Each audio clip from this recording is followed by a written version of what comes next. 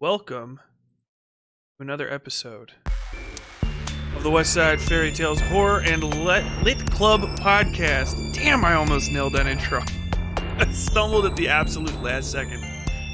I hope you guys are all doing great. We won't do much in the way of introductions today, but if you don't know, my name is Tyler Bell. I am the showrunner, creator, writer, producer, editor behind the, now I guess you could say, long-running podcast, the Westside Fairytales. I'm a horror author and also a major connoisseur of horror and dark fiction and media, video games, and books, and basically anywhere I could find it.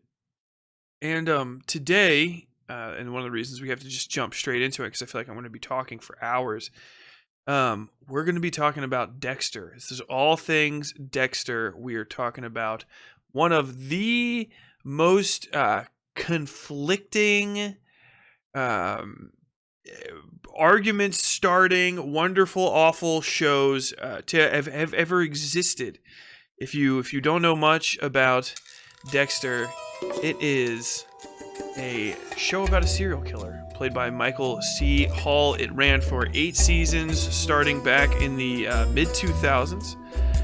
Ran for 8, like I said, and then just recently came back 10 years after the airing of the original show's last episode for a follow-up series called Dexter New Blood, which I just finished watching a couple days ago, and much like the ending of the first series, left me very conflicted. I've always loved Dexter. I loved this show so bad. I loved this show so much I couldn't watch it anymore when it started to let me down. For those that don't know, in kind of a easy, simplistic way, the original Dexter show started off very good, got even better, and then fell off so hard.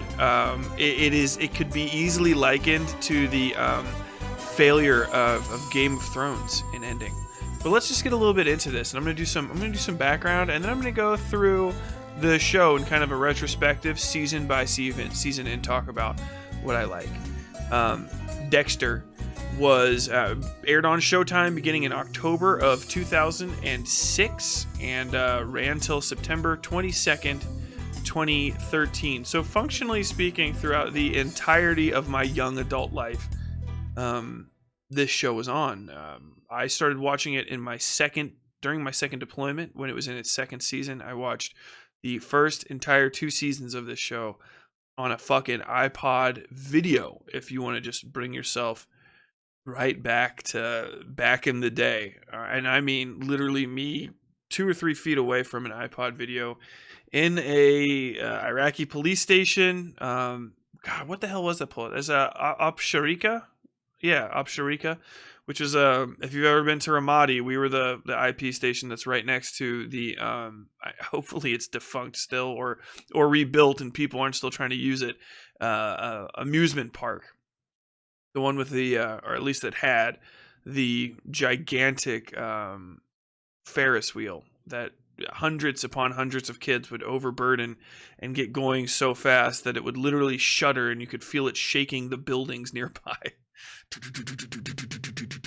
But I digress. Dexter is like basically one of the most interesting shows ever. Functionally speaking, what if Batman was simultaneously more and less grounded in reality? You know, what would that be like? We follow Dexter Morgan, the eponymous character, who is a self-admitted serial killer, as he hides his dark passenger, his desire, pretty much relentless desire to murder people for his own enjoyment, from his comrades at the Miami-Dade Metro Homicide Department, where he works as a blood spatter analysis. That is, he goes and looks at blood and where it goes and hits things, and then he can usually put together a crime scene. That, in addition to his own existence as a serial killer, his mindset as a murderer helps him be extremely effective in locating and tracking down murderers. Obviously, very much to the deficit of the Miami-Dade Metro Police Department, whom he very rarely actually assists in the capturing of anybody at all who murders somebody. Miami-Dade Metro is a police department beset by guys that just seem to always just slip through their fingers at the last second. These prolific serial killers that seem to just come to Miami at any time of the year for any real reason and just start killing left and right, displaying bodies, leaving body parts out. Miami Metro is always on the case, and then the trail went cold. I don't know. And it's great. He also, in the early seasons, has a sort of surrogate family through his girlfriend, and he has his sister Deborah, who hangs around him all the goddamn time. And she is at the beginning of the series, aspiring homicide detective who works in the vice ring. She's basically, she is an undercover prostitute. Most hilariously unbelievable undercover prostitute, not because of the way she looks, but because of how she acts. Like a cop in a fucking mini skirt, which is great in its own right. But let's just hop into the season 1, which really made me fall in love with the show. Each season, by the way, basically follows a certain set of rules. There is a primary serial killer who has come to town, and Dexter may or may not know about them at the time. This person's bodies are discovered in the first few episodes, and as Dexter sort of uncovers more and more about these killings and what's going on, he is also simultaneously killing random people throughout Miami-Dade metro area and all the way up even to upstate Florida, because they have gotten away from him, or to usually highlight some aspect of his own life that he's dealing with. Dexter is a sociopath. He ostensibly doesn't feel things or really understand his relationship to people, so he kind of fakes it until he makes it.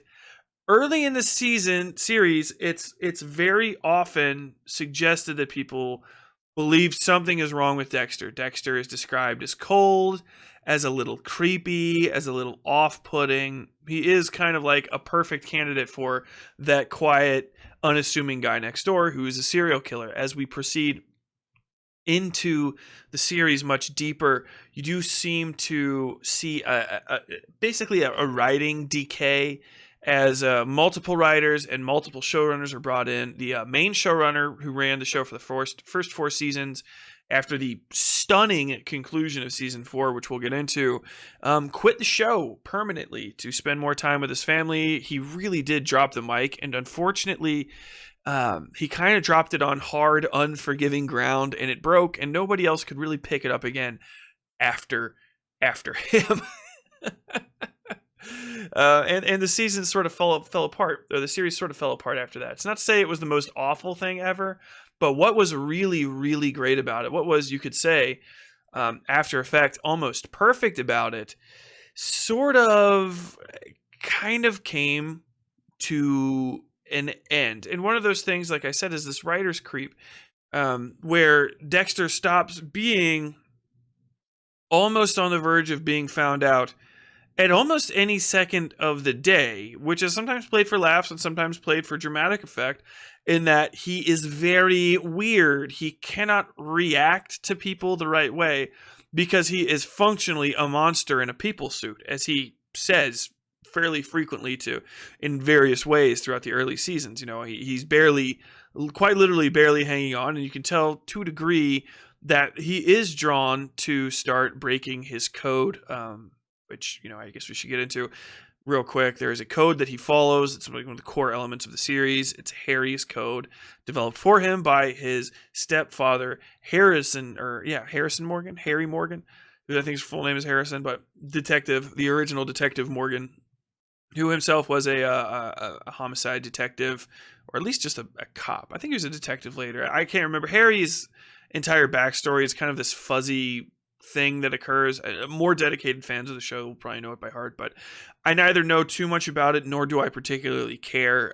Harry's value to Dexter as a character and as an interlocutor is kind of dubious, considering who Harry actually is, and the Harry that you see almost constantly through the show as both a representation of the code and of Dexter's murders or urges is a hallucination whom Dexter talks to in all of these lonely moments when he's walking around alone, is obviously not representative of the original person. It's a figment of Dexter's imagination, which he admits readily. It's not a dominant hallucination, but that code is integral to the story. But the writing creep that occurs is that as his relationships unfold with the various people that he meets, mostly detectives in the homicide department at Miami-Dade Metro, and in his personal life with his wife, or girlfriend and then wife.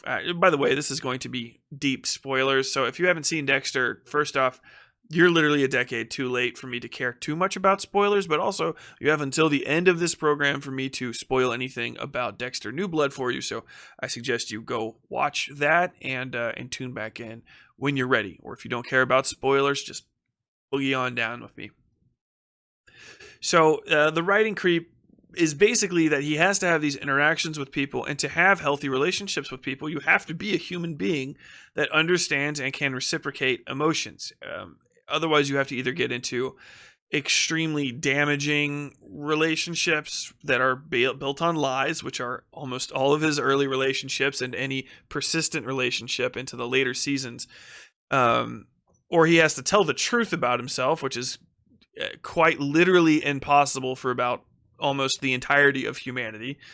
You know, his secret identity as a murderer is held tight to his chest. And as the seasons go on, basically the original Dexter, who is creepy, unsettling, people like him because he's good at his job, but there's also a lot of people who just actively don't like him or don't want to be around him because he's odd and ingratiating and quite literally a fucking serial killer pretending to not be a serial killer.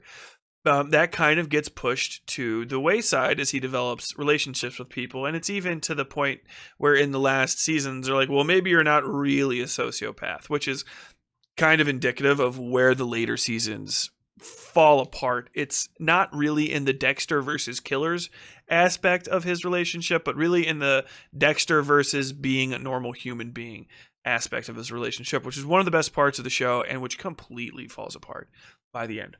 But let's hop into season 1.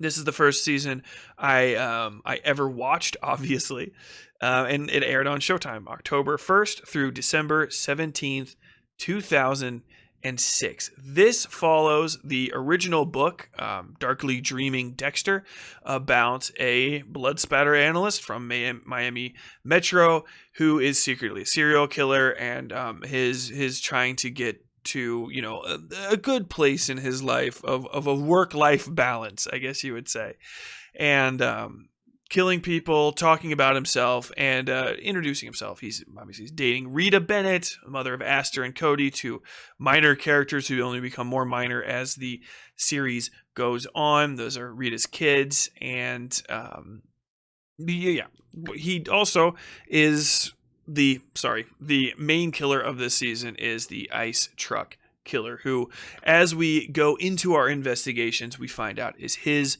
brother Brian, or Biney. In this season, we figure out through Dexter remembering things, which is childhood amnesia being undone by exposure to current events, is tropey, kind of done, you know, the thing. But in this case, it is so insane what happened to him when he was a kid. It's fine. We find out that the origin of Dexter's dark passenger is the murder of him, or of his mother, in front of him at a young age, which I can't remember if he kind of remembers that or not. But he does know he's adopted. But basically what happened is that Dexter's mother was involved in the drug trade and was killed to silence her, and she was basically taken to an ISO container, a shipping container, metal shipping container with the closing sides. You've seen them on the back of semi trucks before, or on boats. They're everywhere in Miami Metro, obviously, because it's a major shipping district. But she was dragged to one of those after being captured and chopped apart alive with an electric chainsaw, or just maybe a normal chainsaw, right in front of Dexter. And then him and his older brother Brian were left in a puddle of blood for 2 nights or so, until the cops figured out where his mother had been taken to. I don't know how. I can't remember exactly how, but it's really not very important. Harry, his stepfather, his stepfather-in-law, his stepfather finds him, ends up adopting him, and Brian gets put into the foster care system, where he also develops the same sort of murderous urges as Dexter. Obviously, these kids were raised ostensibly in the 80s and 90s. Dexter is, I think, 30-ish when this show starts. I was 20. So yeah, I grew up in the 90s and early 2000s. He would have grown up in the 80s and 90s. So it makes more sense, I guess, in retrospect, that these kids would not be given some degree of therapy or something, which becomes a little bit more obvious as the shows go on, and as just, outside attitudes towards providing children therapy after traumatic events becomes a little bit more mainstream. Obviously, here in the beatific and flawless year of 2022, we would immediately try to get a child who was found up to their hips in their own mother's blood some sort of therapy, at least in some of the better states in the union. Obviously, red state folks don't really care too much for that theory or trying to improve people's lives through therapy. They would rather you just go for a walk or something. I don't know. So actually, him coming up in Florida makes perfect sense, and would probably happen the same way even today, although he might get caught sooner. But I digress. Brian is put into the foster care system, where his own murderous urges develop, and he starts killing 2. He later discovers that his brother Dexter is still alive, and he comes to the Miami-Dade metro area in order to find his brother, reunite with him, and have someone else in his life that he can share his dark secret with. And this season is fucking awesome, by the way. It slaps. I haven't rewatched it, and I'd rather not. I can't imagine liking it more, and I would like to not like it less. And so reviewing it in modern times through a modern lens, and being a 34-year-old grown-ass man instead of at the time, 19-year-old moron in the United States Marine Corps. I'd like to believe that it was still good, and I'm pretty sure it is. I had a good sense for media back then, although I was more forgiving of certain things, and I could certainly see that if I rewatched it at this point, there might be some stuff that stuck out to me as irritatingly problematic, or the like. As some people know, if you followed my channel for a while, I reviewed the book that this was based on, the original Darkly Dreaming Dexter, and found it fairly wanting, both in quality and in not being very, very gross with its depictions of non-white and non-male characters. In this, you have James Stokes, who I always loved as a character. He's a very good counterpoint to Dexter in the early seasons when he's still there. In season 1, he is always kind of around, and he looks at Dexter, and he's basically like, I know everybody else, you got everybody else fooled, but there's something fucking wrong with you, and I'm going to figure out what it is. But you can tell much more in the show than in the book that he can't really figure out what it is, because James Stokes is a lawful man. Despite his disposition and some of his less than legal attitudes towards the people that he arrests, he won't actively violate civil rights in order to investigate people, at least in the early seasons. And he won't push a he won't push into an immovable area. It's like he's just like, you're fucking weird. You're fucking weird, and stop trying to be friendly to me because I know you're fucking weird. And then as Dexter slips up around him more and more and more, and shows up in way too convenient places and stuff, he gets kind of deductive as to why Dexter could possibly be there, and in falsifying the other claims, very, very accurately deduces that Dexter would have to be the ice truck killer to be doing all the things, but then finding concrete, substantive evidence to prove that he is not the ice truck killer, but the Bay Harbor Butcher, which comes in a couple seasons later. Actually proving that is the difficulty, and so James Stokes is great, and he is. I'll talk about it later, but he is definitely one of the guys. There's at least three characters who undergo what I can only call the Dexter transformation during the show, and they get like physically larger or physically skinnier. I guess there was just a maybe some sort of sense of like being in good shape or exercising a lot. I don't know with this show, but there's a lot of characters that as they approach their later seasons, they started getting really, really jacked or really, really like cardio skinny. And it was just something I noticed. Him, Quinn, and Deb stand out the most to me, whereas everybody else is staying very much the same. Like Batista, Vince Masoka, even La Huerta, they all look very much the same as they progress through the show, and some of these people just get like hilariously in shape, but it's neither here nor there. Dokes is great. So as we proceed through this, obviously Dexter's always there. When James Dokes is around, he's got to extra be on his game, which is great. And one of the things about getting deeper into the show is that when Dokes is no longer there, Dexter has a little bit too much free reign, and instead of having somebody who he has to constantly be around and interact with, who can just constantly be taking notes on his behavior and figuring out, well, is this guy fucking weird or not?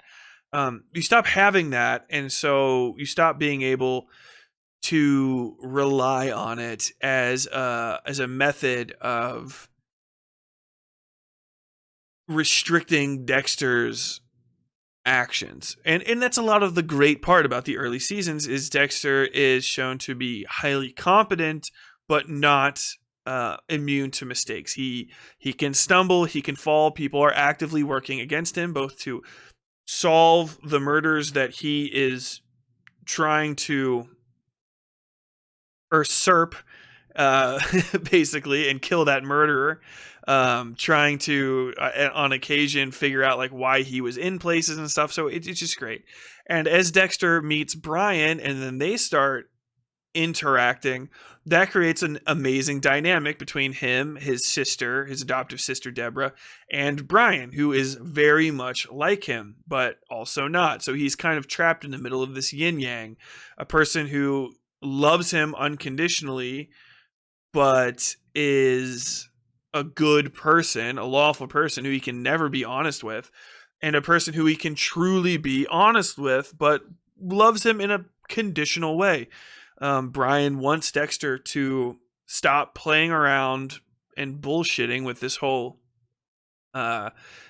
attached to justice thing, and just start killing people with him and be friends and be murderers together, which is, I don't know where you would really go from that. It's kind of doomed from the onset, but it is an interesting thing. And so they play against each other, and the first kill that Brian shows off is the ice truck killer kill, in which we find out, well, actually the first ones is they find out people are being drained of blood and left missing body parts throughout the series, and they're being chopped up and kind of left together. And then at one point they find that they realize he's driving around an ice truck, and then they find the ice truck, and in the back of the ice truck, which he purposely abandons, there is a frozen woman's frozen hand. It's been severed, but it's still displayed as a big hand. Very nice, very good set piece. Really interesting.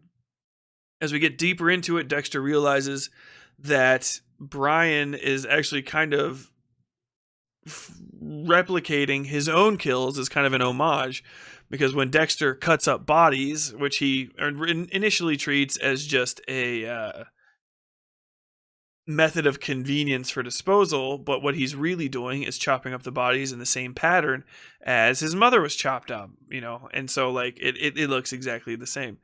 And so Brian is doing the same thing as Dexter to kind of like, hey man, I see you. Isn't this cool? This is pretty neat, right? You, me, together, being friends. And of course it ends violently. Dexter inevitably kills Brian, although it's really painful for him. It's a hard thing for him to do, but he prefers his life.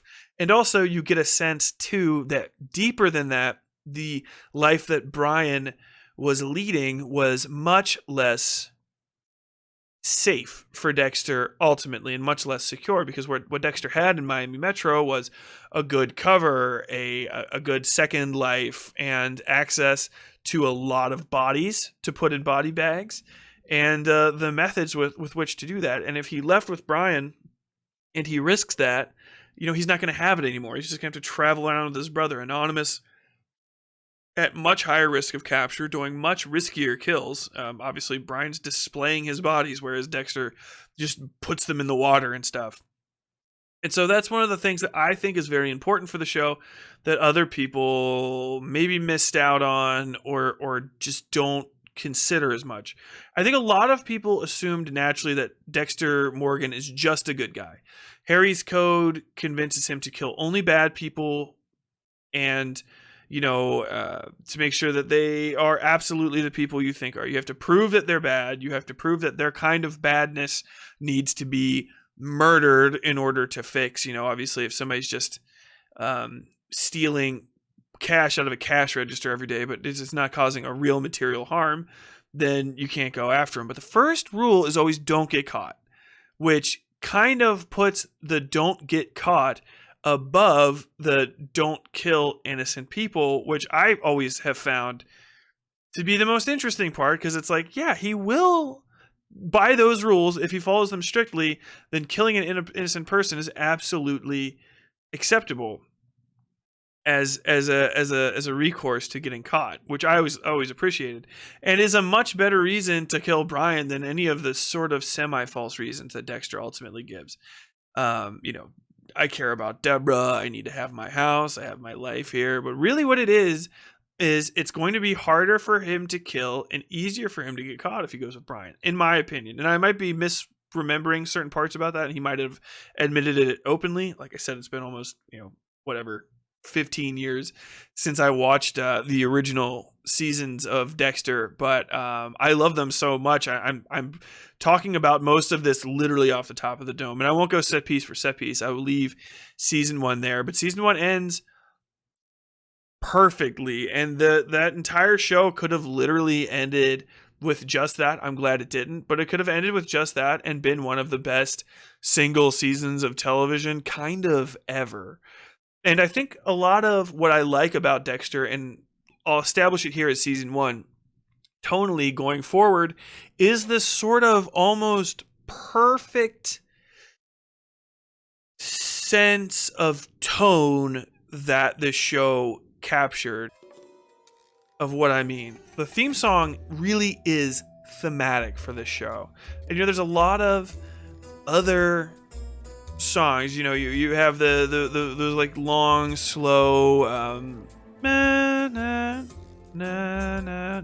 violin that kind of plays in the darker aspects. But right here we have this sort of I'm bad with it, but I think this is kind of a minor-ish chord with these really bright, Latin inspired instrumentals and stuff. So it's got that Miami feel, but also that kind of like creepy bit to it. And it has a sort of impetus to it. It's impelling you forward, and it's also a little bouncy while being dark. And I think that's really what's great about Dexter the show, is that it does feel like that almost the entire time. You never really get a sense that the show in the early seasons is forgetting itself. It doesn't get too dark, even when we're talking about murder and childhood trauma. And it also doesn't get too light. It's never overly comical when we're going into the dark spaces, and never overly dark when we're going into the light spaces. And I think the good thing about that is that you also get a sense from just the quality of the writing and the acting that that tone isn't really what life is like for everybody that's not Dexter. Dexter is the narrator of the show. And for him, his life is this compulsive, incessant, bouncy step forward day by day by day by day as he does his dark shit. But he's in a good mood generally because he's safe, he's happy, and he's got stuff to do. And as long as he's pursuing his career and his pursuits, like, there's really no reason to fuck with a good thing. But everybody else around him is just like, it is dark and it is gruesome, and there's always these jarring moments where he talks about what's going on outside of his immediate world, that or he takes his world into other people's places, and he's usually kind of aware of it, but sometimes he slips, and Rita or Deb or somebody will be like, Jesus Christ, what the fuck are you talking about? Which I think, really spoke to me because I've always been a weird person. And I think weirdos really fucking love this show more than just the average person. But yeah, as far as the conversation on tone goes, the tone is perfect in for that case. And I think I would like to talk about appeal for a second, who this appeals to as a show before we get into the other seasons. I think this is very much a show for two types of people. As the largesse of the audience, and just because you don't belong to either of the two camps or find yourself perhaps straddled between the two does not diminish your ability to enjoy this or my impressions of your impressions of the show. Enjoy it however you like. But I have noticed two types of audience for this show. The first is people who are kind of outcast types, which are people like me who view Dexter as they sort of view themselves. Hey, I have a lot of weird hobbies on the side. Obviously, I'm not a fucking serial killer, but people do treat me like one because I am into anime, death metal. I like kitty cats. I like jazz music. I'm really into fucking crochet. I like to shave my legs and wear a dress on the weekends, and fucking get tips from dudes for singing along to pop songs. I got my own shit going on that people fucking treat me bad. And so that second life aspect and balancing all of these different expectations while also, kind of managing your own pursuits isn't just something that weird people can identify with. It was also very much the existential modus of folks like us in the early to mid 2000s.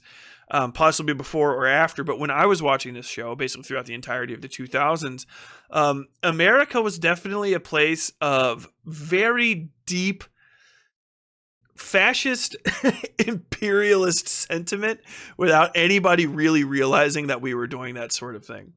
And that's not like to me to be like, we need as a I'm not trying to get super political here. I'm really just trying to describe the climate of post 9/11 America, which was in no uncertain terms an absolute fucking nightmare. Obviously I'm complaining about it as a white dude, but for anybody that's out there that has, that there was like white passing as an Arab or as a Muslim, that, or a person of Arab descent, or really just any person of color of like vaguely Middle Eastern persuasion, even like Italian people from like Sicily and shit. If you had like moderately like brown skin, you might, and a beard, fuck off, you might get targeted for harassment, if not violence. And so, you had to keep those aspects of yourself down. But also, as just a general sense, whenever America or any country tends toward the more fascistic, like we were after a major terror attack on a major metropolitan city center, and a symbol of literal capitalist American imperialism and greed, we went off the fucking deep end. So you had to be very, you had to be very white and very pro-American and pro-apple pie. As just a slight deviation to this, when me and my wife were recently rewatching for me, King of the Hill, which started in the late 90s, you can see almost immediately after 9/11, every single fucking character of color basically vanishes from major plot points. Whereas once the Susanosiphone family, Khan Susanosiphone and his daughter Khan Jr., Connie, were usually major plot elements, and because they were fucking Hank's neighbors, and Bobby's best friend, damn it, what's his name? Joseph. Joseph, who is a mixed Native American white boy. They kind of just suddenly fucking vanish. Bobby breaks up with Connie and she's just not in shows anymore. Joseph just fucking vanishes, and all of a sudden it just becomes about really Hank Hill and his 3 white bread friends, and all of a sudden Khan's not coming over and bothering them anymore, and there's a lot of like really America centric things. And the sentiment in America was very much like that for everybody. Like, if you didn't have anything good to say about the troops, if you weren't fucking changing your goddamn French fries to freedom fries and stuff, you could get like a lot of hate and vitriol. And that's not even just for people that were speaking out. You know, the people that were speaking out, fucking, they canceled the fucking Dixie Chicks because they were like, we don't like George Bush that much. And they're like, yeah, well, your name is half of a racism. And they're like, well, what do you want from us? There's a lot of cultural confusion and stuff, and if you were any sort of outlier in the 2000s, things suddenly got very hostile for you, very, very weird.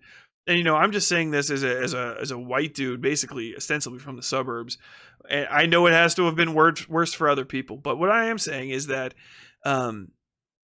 culturally, this show came about at a time where othering and having to lead double lives all of a sudden went from being something that was on the decline throughout the 90s into something that was crushingly extreme.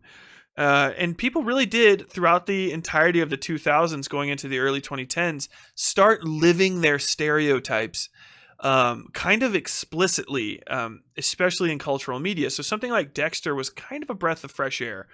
And you know, that was that one side of the audience, and the other side of the audience was kind of the other people that don't like the people that like the other side of the audience, that were from the other side. So on the other side, we have people that I think really would appreciate what I am interpreting as Jim Lindsay's sort of pseudo-jingoist, justice is non-rehabilitative outlook on criminal procedure and criminal justice, which is first off wrong, very wrong.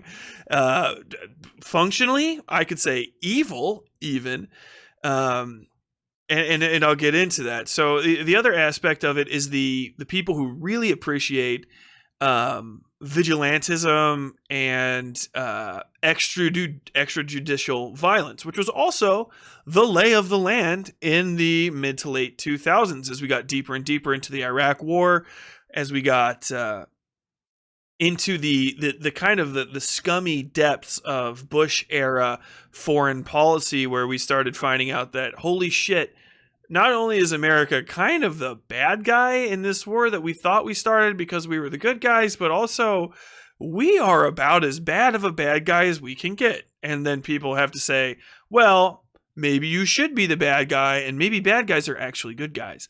And so that entire sort of discourse where, hey, yeah, we did torture, but you know what? Fuck them, they're terrorists. That was a thing. You know, can we stoop to or even below the methods of ostensible criminals and violent murderous types in order to protect democracy or to protect ourselves and our families and stuff? And Dexter embodied that spirit more so even than I think it did the concept of the other. Extrajudicial murder is the fundamental aspect of Dexter. The thing is, those premises, right? The posited solution of just fucking murdering anybody is pretty gross. Now, in the show Dexter, it's really not that bad because for some reason, Miami-Dade metro area, Miami-Dade County is packed fucking full of murderers. They are everywhere and they are all prolific. They all are completely unmitigated in not only their violence and their cruelty, but their outright fucking like insanity and their gleeful disposition to murder. Every single murder he has is not like, they're almost never I had to kill people because of like reasons, or like, I didn't really want to be here. And even if they are, like, he's just like, you didn't mean that. You killed him because you want to kill him, which I understand is part of the deeper messages of Dexter, and as Dexter's as a deeper character, he probably doesn't really give a fuck either way because he's a serial killer. But my explanation of the other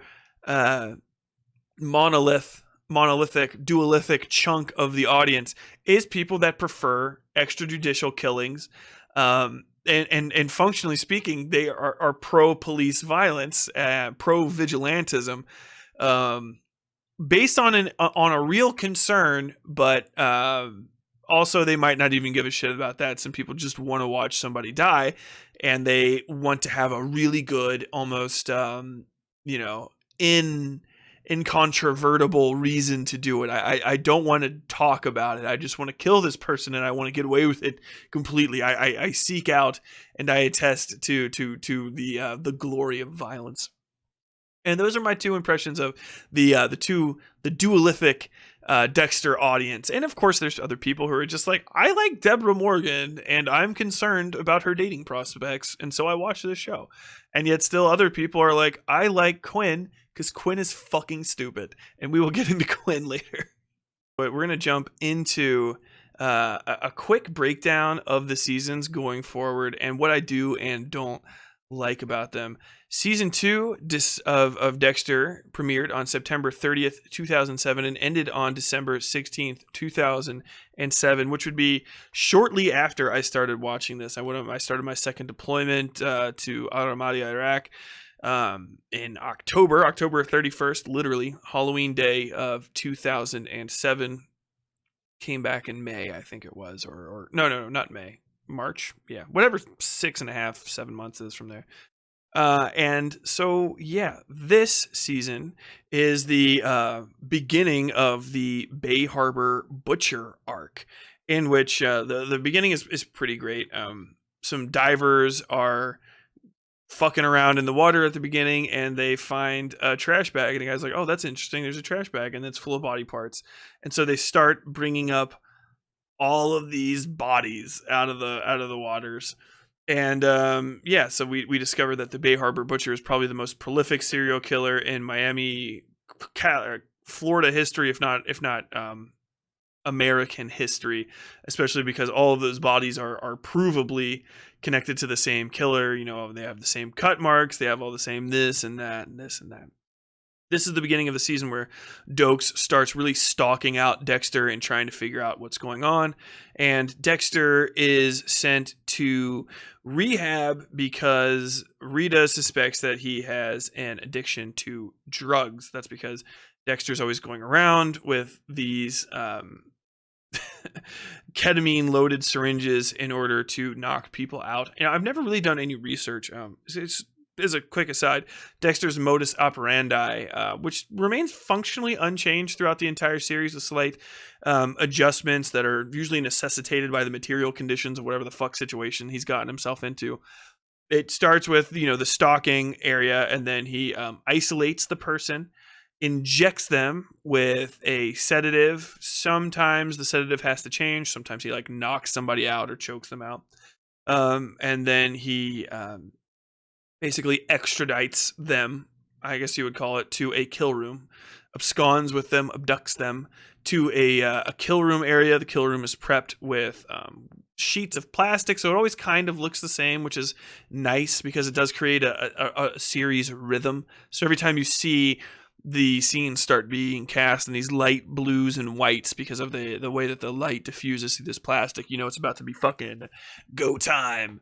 And the person wakes up strapped to a table, and then Dexter begins his killing ritual, which is to wake them up, usually with smelling salts, sometimes smacking them. They say, "Oh no, what the fuck?" He said they always say that, something like that.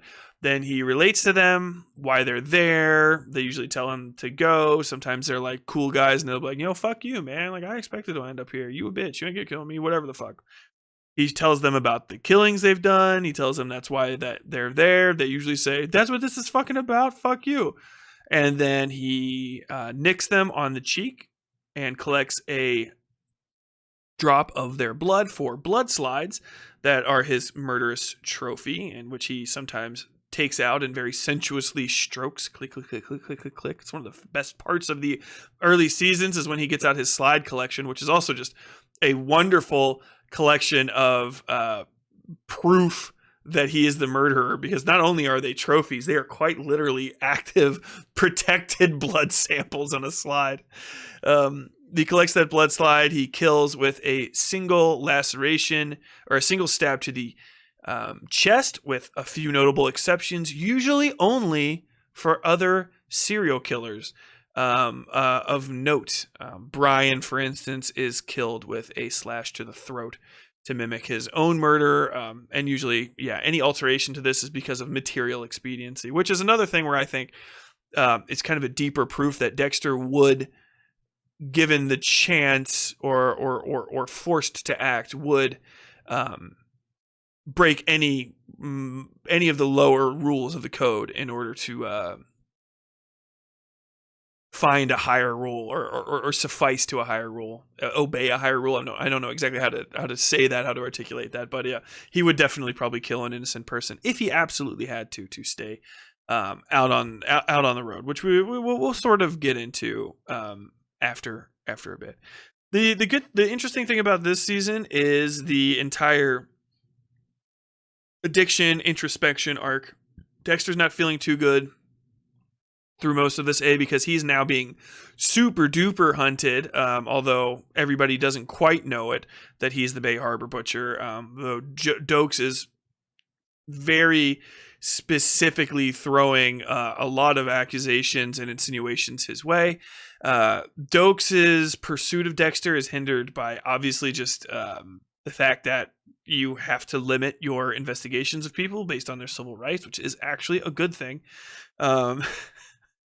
Civil rights are A-OK in my book. But you have to limit your he has to limit his investigation because of Dexter's ostensible civil rights, and also because of departmental bureaucracy. Obviously, the department cannot start consuming itself from within by accusing people in the department of the murders, even though it's kind of fairly clear after they start establishing who the Bay Harbor Butcher is that it has to be somebody in Miami Metro, a cop at least, if not a detective or a forensic specialist, who would know not only to kill these people perfectly, but even to kill these people in the first place, because they find out that almost every single one of the people has some sort of record and can be tied to some larger crime out in the real world. Usually a series of violent interactions with other people, including murder, rape, what have you. So the Dexter's complicating person in this is kind of Dexter himself, although we are and Dokes. We get a little bit more deeper into it.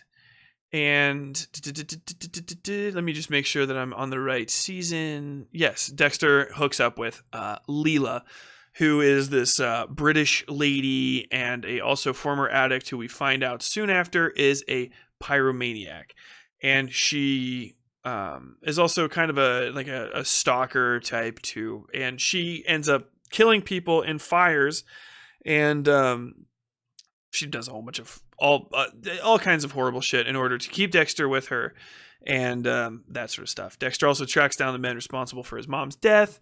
Some of them are in jail, another dude's alive, and he captures him, and then that's when you can see one of the good moments in the show, one of the sort of perfect moments that does kind of affect the overall tone. And like I said, normally even in the worst episodes, each episode starts out with that nice light dun dun dun dun dun dun dun dun dun dun dun, dun.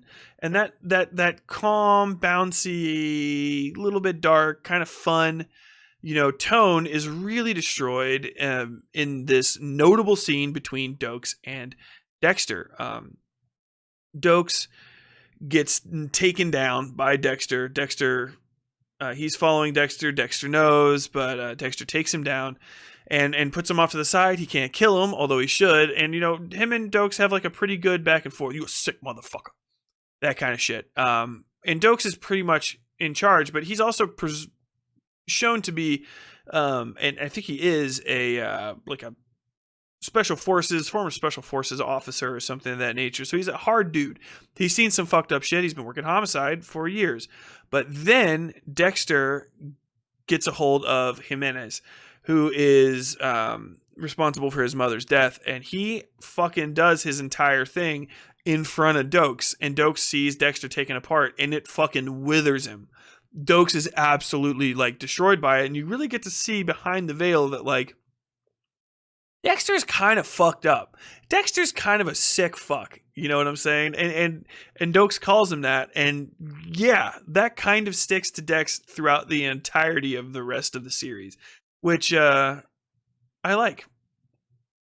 And you also find out that Dexter's dad committed suicide and some other good stuff. But the season sort of wraps up with a little too clean, in my opinion, but Leela kills Dokes in a fire to cover up the thing. Dokes gets blamed for the Bay Harbor Butcher incident, and obviously this becomes a sort of background tone, a background plot element going into multiple seasons further.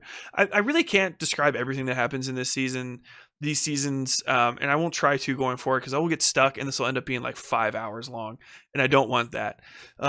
But Leela gets killed, and so she, as the major the other minor antagonist, the surviving antagonist to the end of the season, is she's put down. And he follows her to Paris. He kills her, and that's sort of the end. And things kind of wrap up cleanly, but Dexter is still there's a lot of I don't know about him left over in the police department amongst a few different people, and so from there we proceed to the season 3, where we get to meet Detective Joey Quinn. He's one of my favorite characters in this entire show, and there's a lot of other people. There's always people being introduced. I would say of the first 4 seasons, this is the weakest of the original 4. It's definitely the one I remember the least about. It's the one with Miguel Prado. At the beginning of it, Dexter he's hunting one person. That person sort of gets away, and then another person attacks him and with a knife, and Dexter takes the knife, kills that guy, and that guy is Oscar Prado, who's the brother of Miguel Prado, the assistant DA, and one of LaGuerta's old. A lot of stuff happens. Dexter and Miguel start to become friends, right? And it's can I teach him the code?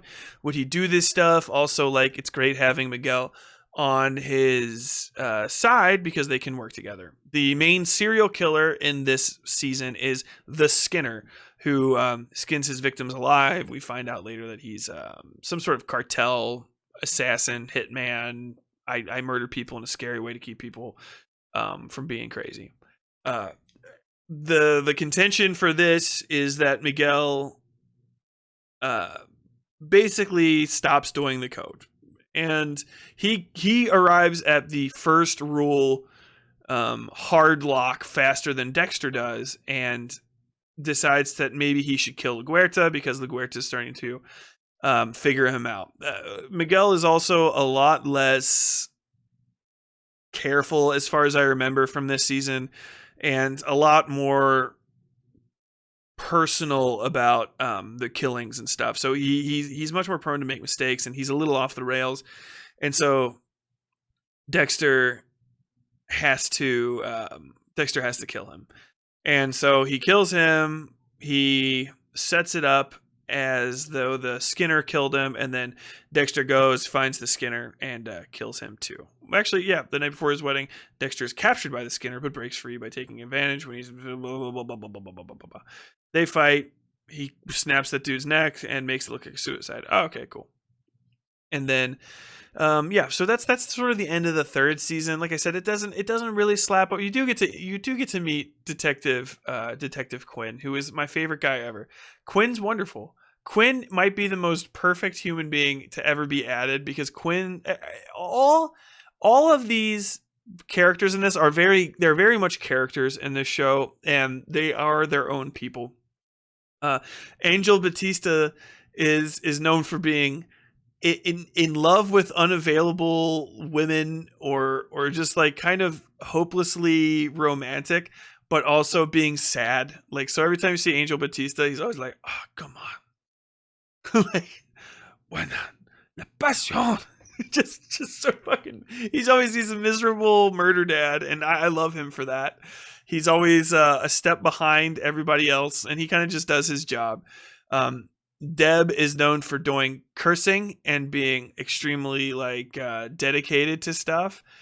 Vince Masoka is a pervert who talks too much and irritates everybody.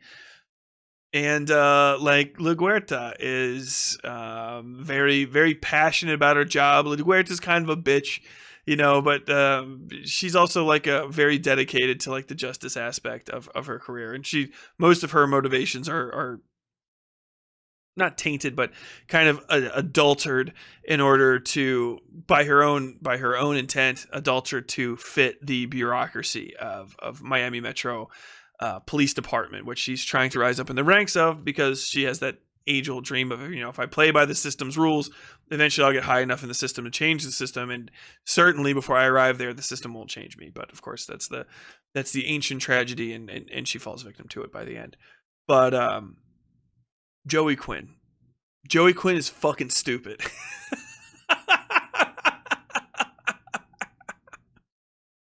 Joey Quinn's a fucking idiot, and I love him. He's like a rich kid idiot who's also a cop, and he says, I don't know, I just think we should do that.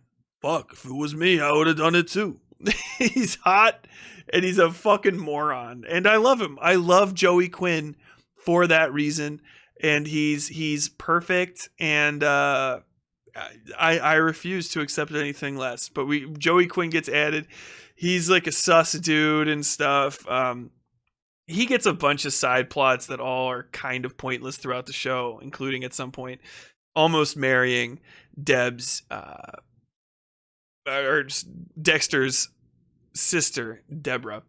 And the season 3 though, it doesn't really. I don't think it really adds too much to the show. I feel like it was kind of like you could not have gone into season 4 directly. And so they really did need an intermediary season 3 to establish a lot of the things that will end up happening in season 4. It's kind of good to show that Dexter should be alone. It does a lot of long-term plot establishment and solidification. It's just not as strong as literally a 10 season, a 9.5 season, and then another 10 season. I would say season 2 is kind of probably like an 8, and then this season's like a 7, but still not bad. Everything hits. It's just quality wise. If I had to be really specific, yeah, it would be 10, 8, 7, and then a 10 bordering on 11. It doesn't go high enough. We get into Dexter season 4, which I can almost remember beat for beat. It is perfect. It is a fucking amazing season. And I refuse to ever watch it again. Airing on October 24th, Airing in September of 2009. It ran until December 13th of 2009. I watched, this is the first season I ever got to I got to watch as the episodes were coming out, because this is right after I got out of the Marine Corps and before I started college, and so I had I got to watch it. My parents had Showtime at the time, and I was just like, this is a miracle. Sleep on my parents' couch and watch Dexter. Fucking glad I survived the war so that I could accomplish this one minor thing. It was a big improvement in my life, I swear to God, at the time at least. But yeah, at this episode started airing, and this concerns the Trinity Killer, who is without a doubt the best serial killer in the entire show, eclipsing, I think, even Dexter. This is John Lithgow's best role as far as anything I've ever seen him in, and it's fucking amazing. Dexter has already gotten married to Rita in this, and they have a baby Harrison, who obviously is major going into the future. And Dexter still kills people, but now that he's a dad, the depth of his relationships has gotten to a point where it's almost fucking impossible. You know, he's raising a kid now. The kids that Rita had before were not a big deal because they were older. They were, like 10 and 12 or something, Cody and Aster. They're never particularly important in the show as far as the longevity of the show is. I mean, in the new season, they're never even mentioned, which is weird when you think about it. Now, I'll get into that later.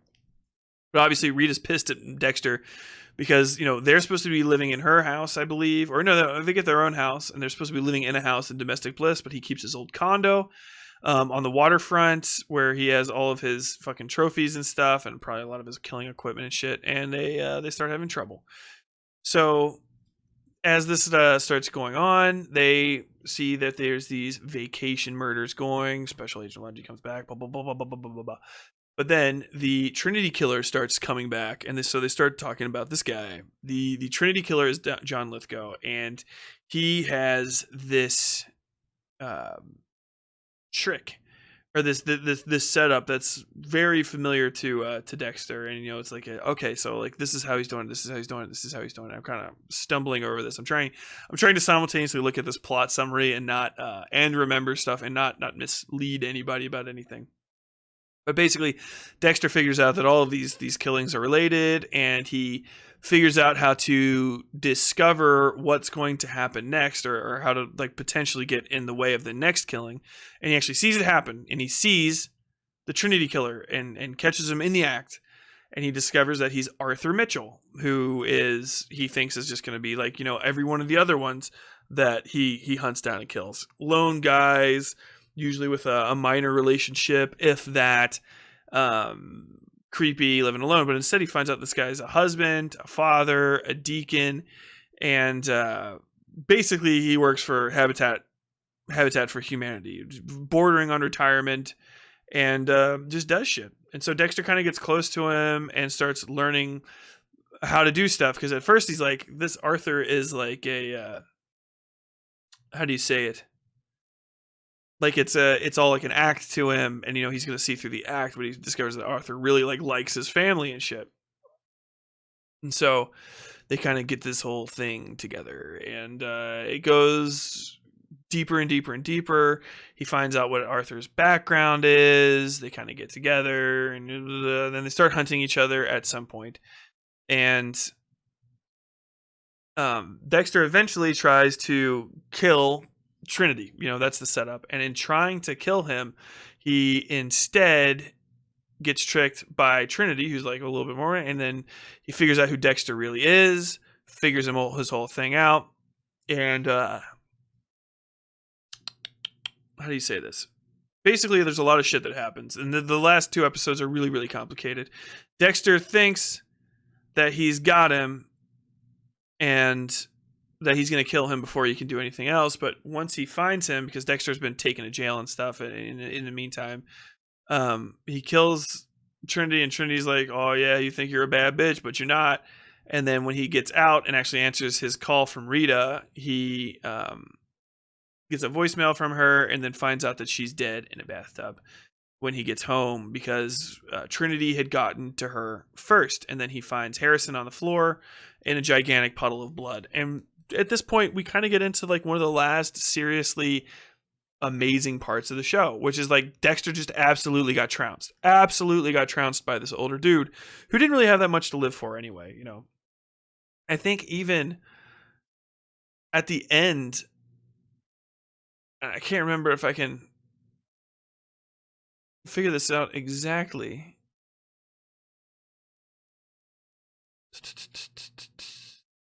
I think Arthur. No, he does not get away with it, but I think he might think he does. No. Yeah. Everybody figures out that he's the killer at the end. I couldn't remember if it was there. There was a thing in there, but the most important part is that, you know, Dexter gets beat.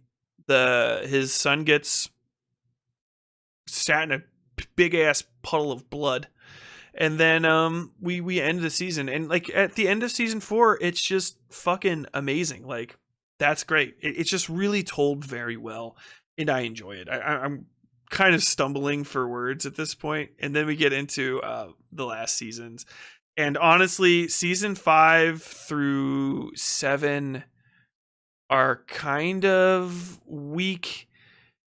Season 5 and 6 I can barely keep separated in my head. Yeah. What the fuck even is this, sir? Did you say you call it? Yeah, and he's kind of going over like he's getting maybe blamed for Rita's thing, and he's having all kinds of problems. There's a killer called the Santa Muerte killer. He almost gets arrested for some stuff. Like I said, I can barely fucking remember this. I don't even remember who the end person is at this. Oh yeah, it's some corrupt cop, which is not as great.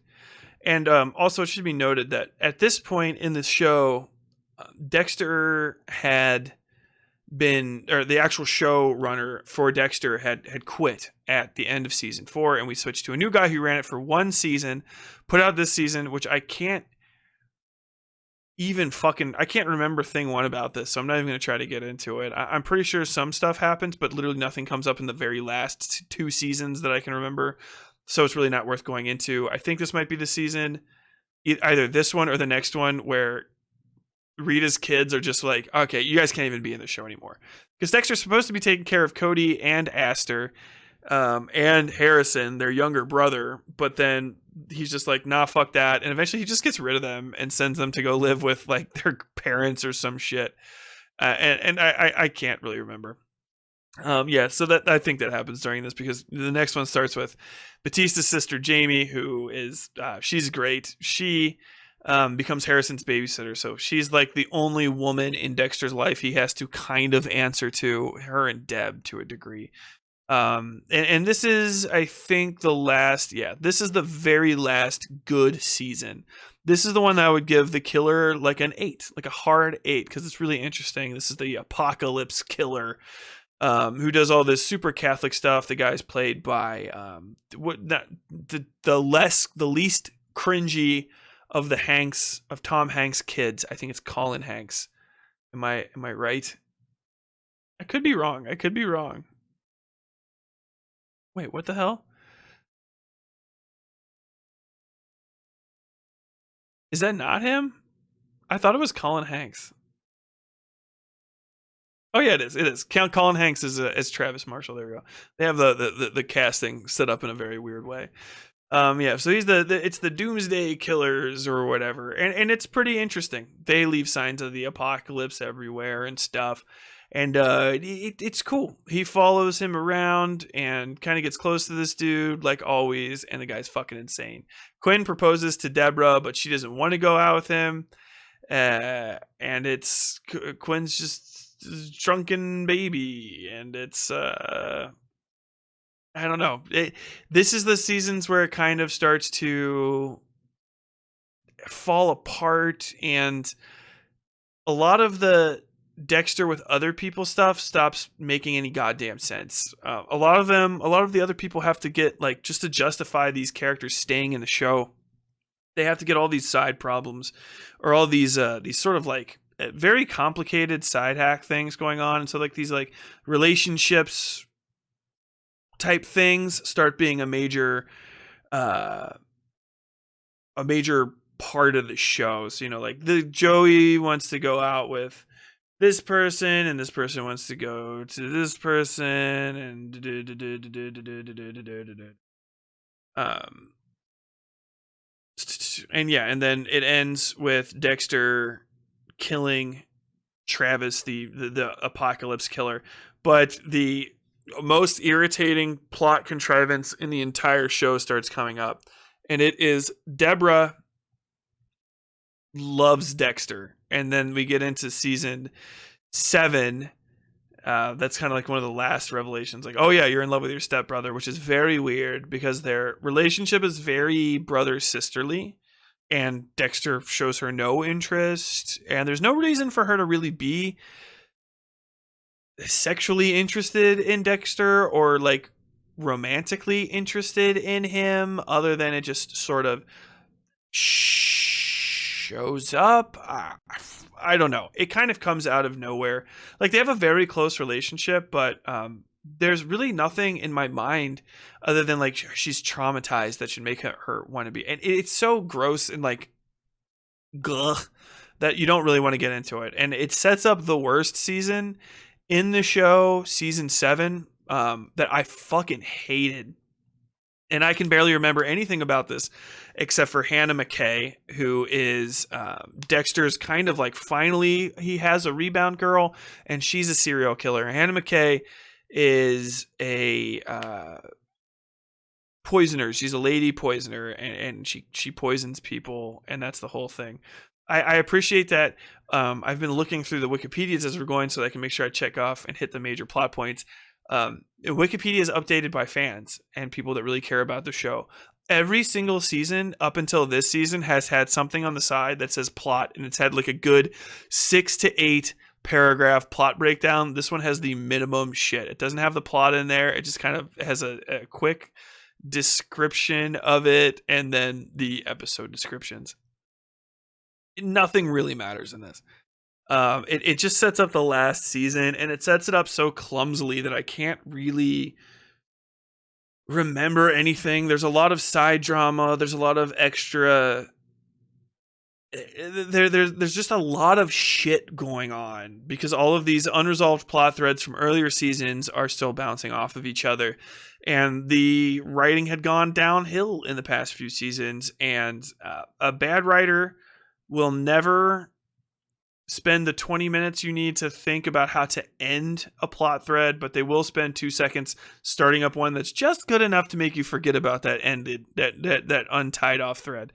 And so this season's kind of full of people trying to tie off threads and do this and do that and do this and do that. And so by the time you get to the end of it, you're like, what in the fuck is going on? And people are acting completely out of character for absolutely unjustifiable reasons. Functionally, Dexter sort of falls in love with Hannah, and she sort of like tricks him or something. Quinn's got some extra shit going on because fucking he's in a bad mood because Deborah broke up with him. Angel Batista and LaGuerta are starting to get like romantic. I think they get married at some point during all of this bullshit. LaGuerta reopens the Bay Harbor Butcher investigation on her own recognizance because she wants to follow up on some stuff, and because she can't really get close. She can't get close. She starts doing extra legal shit like Dokes did, and LaGuerta is not telling this person about that and that person about this, and people aren't telling anybody. No one's talking to anybody else, because if anyone had a conversation for 5 minutes that was completely explicit, there would be no fucking plot happening, because all the plot has to be like, this person's not talking about this, and this person got really mad because they didn't call that person first.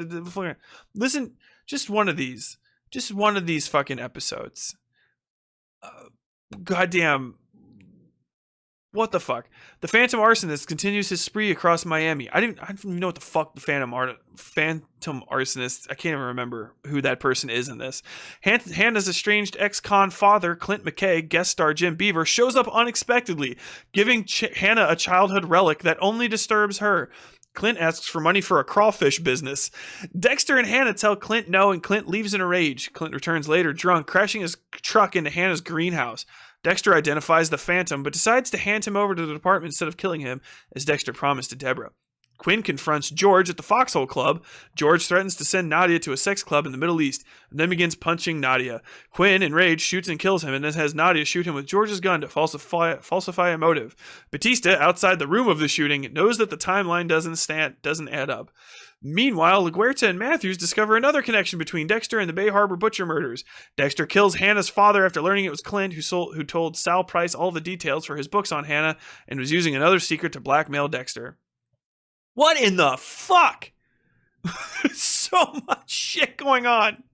There's so many side plots. So, okay, I remember. That side plot is like at the beginning of this because Quinn needs something to do, but it's completely unrelated to the title of the show, Dexter, except for like these tangential, like, oh, because I was investigating this thing at this time, I happened to walk through a door at the same time and see somebody happening. But that's not indicative of cohesive, connective plot structure like that's happening in tandem. That's just Quinn's doing shit, and then somebody's reaching out a hand and gently dragging this one of these many floating turds back to the main turd mass that is the fucking Hannah McKay, Dexter, Deborah triangle of murder and sex and confession bullshit.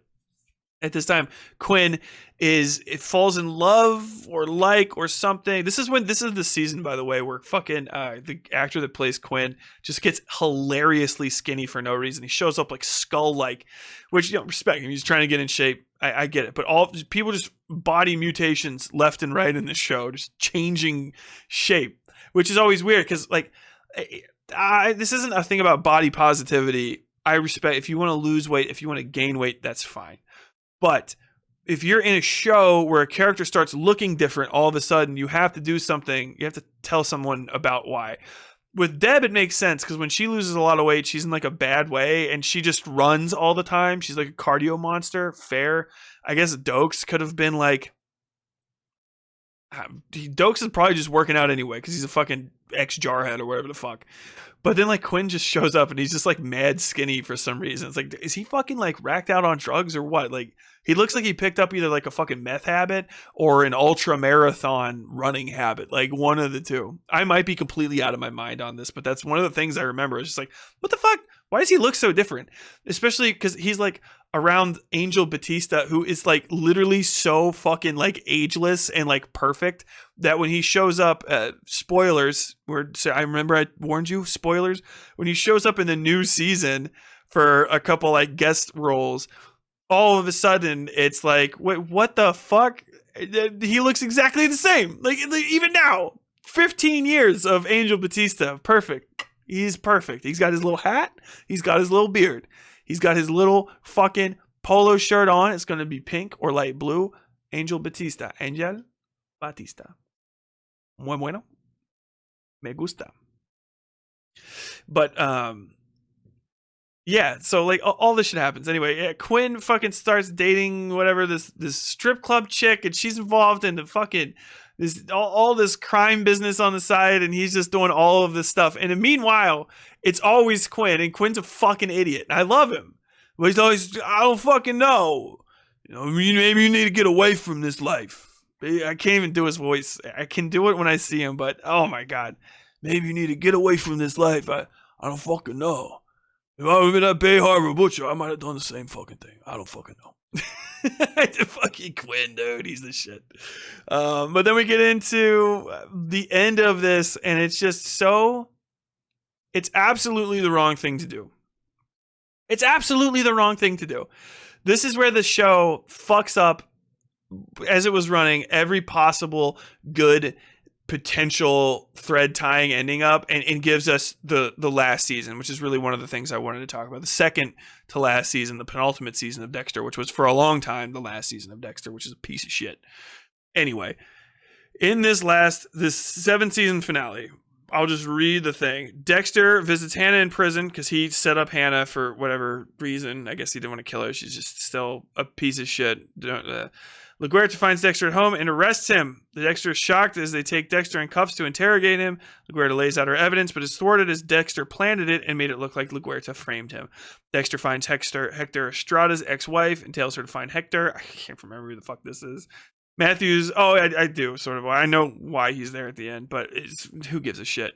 Matthews confronts LaGuerta. That's the head of the police department.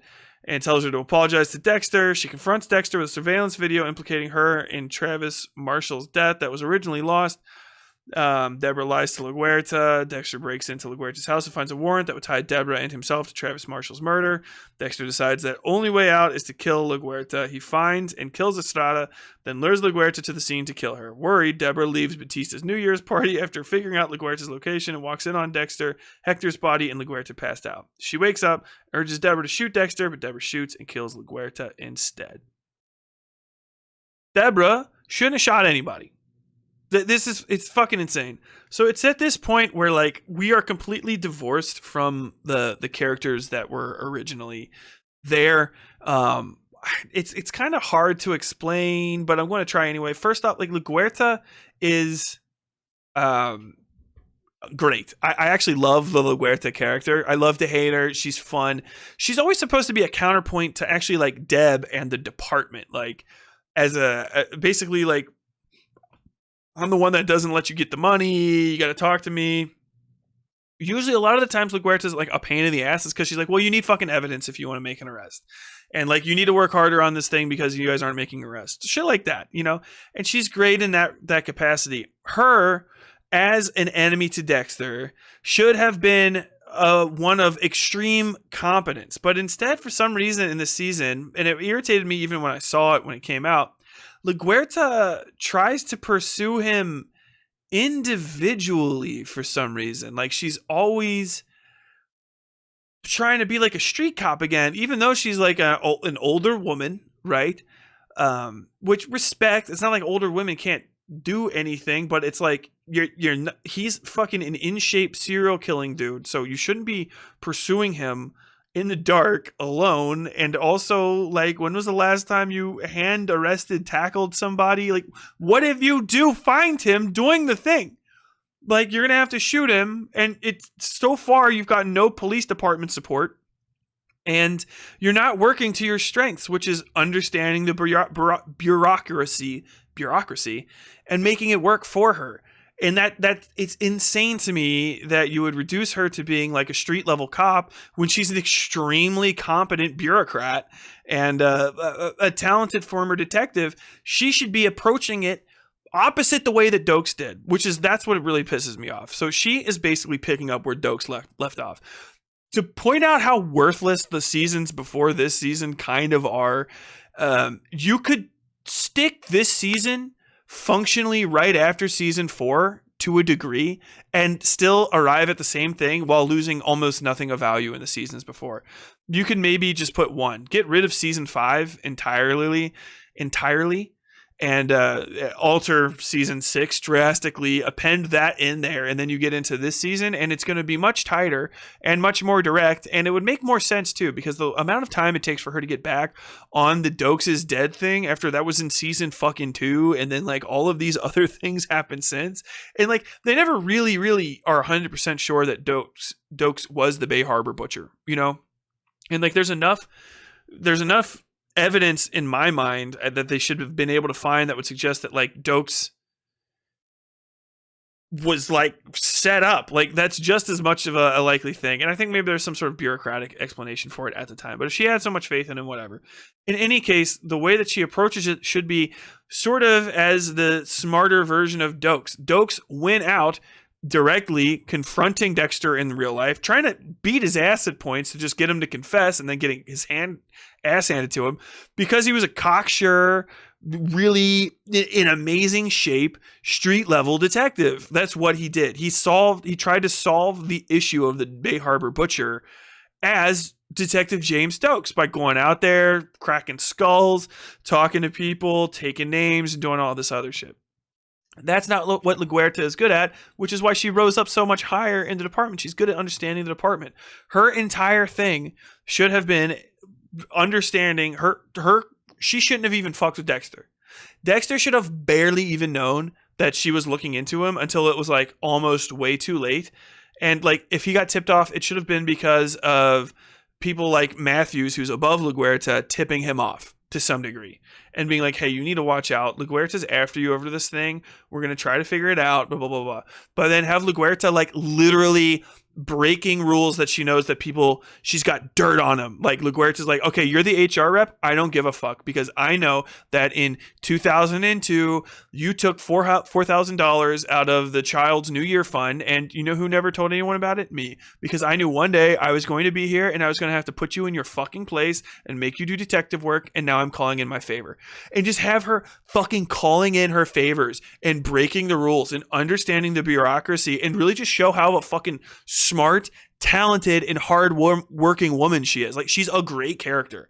Everyone doesn't like her because she's good at her fucking job, which is great. But they don't let her shine for that, and it drives me fucking insane. And if I would had a chance to write a character like her, that's how I would have her doing it. She wouldn't even fucking talk to Dexter. Why? Because James Stokes was her detective on the ground, and she's above him. He did the investigations, and everything that he deduced, she can just go ahead and quickly try to see if, like, can that be falsified? It can't. Can that be falsified? It can't. And just grinding it in the background. And then once it gets time to, like, start looking for it, then she has to start leaning on people that are close to him. Get Quinn involved, and then Quinn will have something to fucking do other than, like, chase prostitutes on the mean streets of Miami and shoot drug dealers. Like, this is some sort of fucking... I don't even know, Miami Vice knockoff episode that lasts 4 fucking episodes of time worth, and we give him a lot more to do. You can even have Batista being like, I don't know if our relationship's going to work because you won't tell me what you're working on, and like why you're doing this and stuff. Instead of like, she's going too hard on Dexter, she's just not telling him. And then it would be even interesting because then you have LaGuerta as a counterpoint to Dexter doing all the same sort of stuff that Dexter does, being almost a vigilante, being going behind the scenes, going behind the department's back, undermining some investigations and stuff, just so that she can catch him and make him stand trial. How fucking dope would that be? But because, and at the end, the big victory could be fucking LaGuerta accepting Matthew's resignation and her rising into his place. And then we can start the 8th season, the final season that always should have been, and it always should have been the People versus Dexter Morgan. We're getting into, I'm so pissed. I'm freaking out. I'm losing my mind. I'm sorry. Let me get back on track. I've calmed down. Tonight's the night. You see them out there, thinking about things, going about their normal lives. But somewhere out there is a monster. A monster who wants blood. And is it me? Or is it somebody else? Just once you start hearing this, you can't not just try to do a Dexter monologue. One of my favorite things is to just try to mix up the Dexter monologues with the You monologues from the series You on Netflix. Like, hello, You. He's going to hunt again. Another woman. Another pretty girl, but this time in Paris. You think you've gotten away with a lot, Joe Greenberg. But maybe tonight's the night. Find out that you are what I'm looking for. Oh my gosh.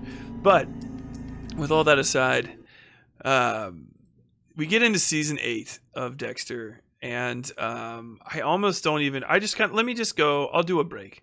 So season 8 is about the end of the show. It's the best way to say it. Quinn is dating Jamie, who's Batista's hot sister, and Dexter's babysitter, and there's a new serial killer in town called the Brain Surgeon that scoops hunks of brains out. It's pretty much, a little display killer, trying to go as a throwback to the old days. The entire season concerns itself with Deborah being really, really conflicted, I guess you would say, about murdering LaGuerta in cold blood, their cover-up of that murder, some of the subsequent minor investigations into it. I can't remember how they covered it up, but they do it. They not only do they cover it up, but they cover it up effectively. Like, that's all you really need to know. And Dexter gets introduced with Dr.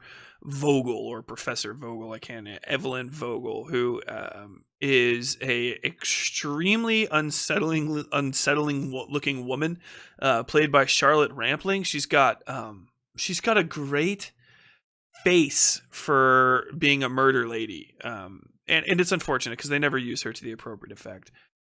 Basically, this season is an absolute clusterfuck. There's a lot of dog shit secondary characters that are introduced and explicated. I actually gave up watching the show. I didn't even realize this, like 2 or 3 episodes into this season. Things are started and stopped. A lot of time is just wasted. There's so many different things they could have done with this show during this that they just absolutely, or the season that they absolutely refused to do or didn't do. And I'll end up describing. I'll talk about the season. I might talk about my plans to fix it, but what I really want to talk about after that is my idea for a season 8, where it always should have ended, and I refuse to accept any other variants, and that is the People Versus Dexter Morgan. But I digress. The season follows Dexter hunting down serial killers that we find out Evelyn Vogel basically made. She experimented on children as a psychologist / psychiatrist, whatever the fuck, behavioral specialist, I guess is technically what you would call her. And there was like disturbed children would be brought to her, and instead of alleviating their sociopathic tendencies, she basically amplified them in an effort to create like perfect specimens of people. I can't. It's odd for me to imagine that there were people that were writing the last season of this that were either happy about what they were doing or knew that what they were doing. If I had to guess, the most generous thing would be to say that Showtime stopped making as much money on Dexter as a draw as they thought they would, and we're like, all right, I guess we should just end it because our things are down. But we want to end it in a certain way, and it has to be an open ending just in case we want to bring it back. And everyone's just like, what in the fuck are you talking about? And honestly, I'll even give you the People versus Dexter Morgan in a way where they could have brought it back. The whole Vogel thing is fucking dumb.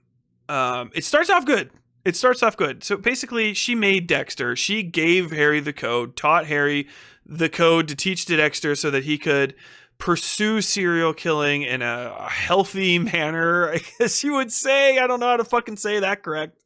But that was her whole thing. And she did it with a bunch of other kids, all whom became serial killers as well. And for some reason, there's at least 3 of them living in fucking Miami Metro at the time.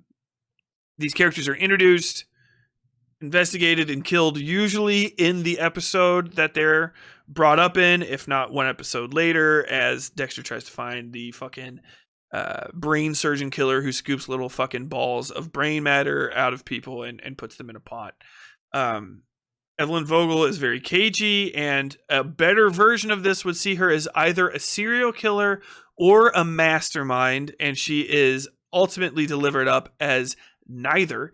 Dexter develops a surrogate son in the character of when the fuck does this kid even get introduced? It's like in the 3rd episode.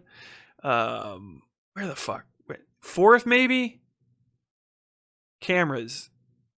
And it's the kid that takes cameras. I don't know, what the hell? No, that's Yates. Oh my god. Zach, there we go. Fuck. In the 5th episode, a surrogate son. It's so deep into the season. This kid named Zach is basically is introduced as he probably killed some girl because she was whatever in some sort of relationship with his dad, and it was bad, and then he was going to kill his dad, and Dexter stopped him, and Dexter was going to kill him. But then instead he doesn't, and he's like, I'm going to teach this kid the code, and then maybe he can be like me, and I'll have like a surrogate son instead of like Harrison killing people. It fucking starts bad, and it goes nowhere. The kid I actually like. The character, he starts off, it's definitely indicative of bad writing. I think maybe they were setting up Dexter actually killing a kid. He's, in his late teens, but still. Then they decide not to do that. He starts off as a psycho, and then he becomes very endearing as a child serial killer in the last episodes that he's even in. And then he's unsanctimoniously killed off because the writers didn't know what to do with him anymore. Deborah has to deal. Deborah's a fucking alcoholic and constantly is fighting with whether or not to tell on Dexter. At one point, she's drunk at the police station and shouts out about it. And Quinn's like, stop talking about stupid shit like that. But Quinn's Quinn. He's too stupid. He thinks she's just talking shit. Not that Dexter's really the Bay Harbor Butcher. Ah! Fucking fire. God damn it. Quinn does stuff. Quinn, the entire secondary plot. There's 3 secondary plots in this that go fucking absolutely nowhere. But I think they're just introduced so that people can have like some sort of like payoff in the end. Batista's sister dates Quinn. Quinn wants to become a sergeant and go for sergeant. This one black woman who I can't really remember in the previous seasons and doesn't have much of a role here other than as a foil to Quinn, which is very unfair to her because the actress is not bad at all and she really does do her best in the scenes that she's allowed to be in. Though they are far and few between, she's very competent at her job and wants to become sergeant. There's one sergeant position available. It's between her and Quinn. Quinn is trying to nepotism into the spot, but he's also extremely fucking stupid. So he can't pass the test. He studies for the test, and then they're like, hey, lose evidence or do some illegal thing to help this investigation and make the department look good. And he's like, okay, I'll do it. And he does it. And then like some other political shit happens. And then they're like, okay, no, actually you're not going to get it. And then he doesn't get it. And that the black lady gets it. And then she's basically not in the show at all after that, which is crushingly rude. And basically she's just put up as like, oh, isn't it sad when black women don't get the parts that they deserve, even though they're qualified? And then they're like, oh no, she did get it, but now she's not going to be in the show anymore. Like, what the fuck is that?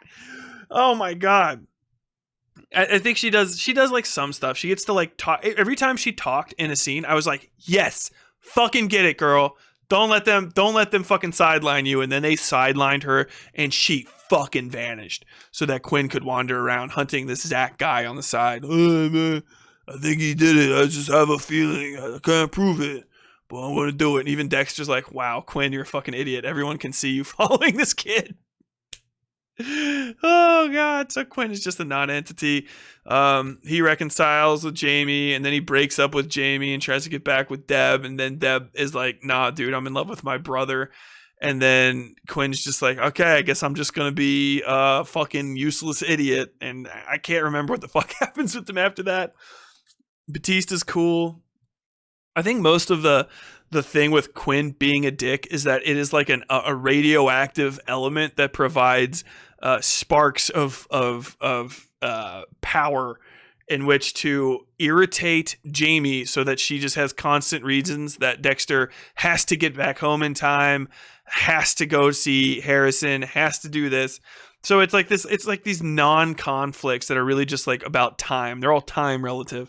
Hey, he needs to do this thing on a deadline. Oh, there's a small amount more of intensity, right? So the whole like last season really is like this constant ticking clock. I mean, literally the last 3 episodes or whatever are a ticking clock of, am I going to get to this place in time? Is everything going to get wrapped up before a gigantic hurricane comes and destroys fucking Miami?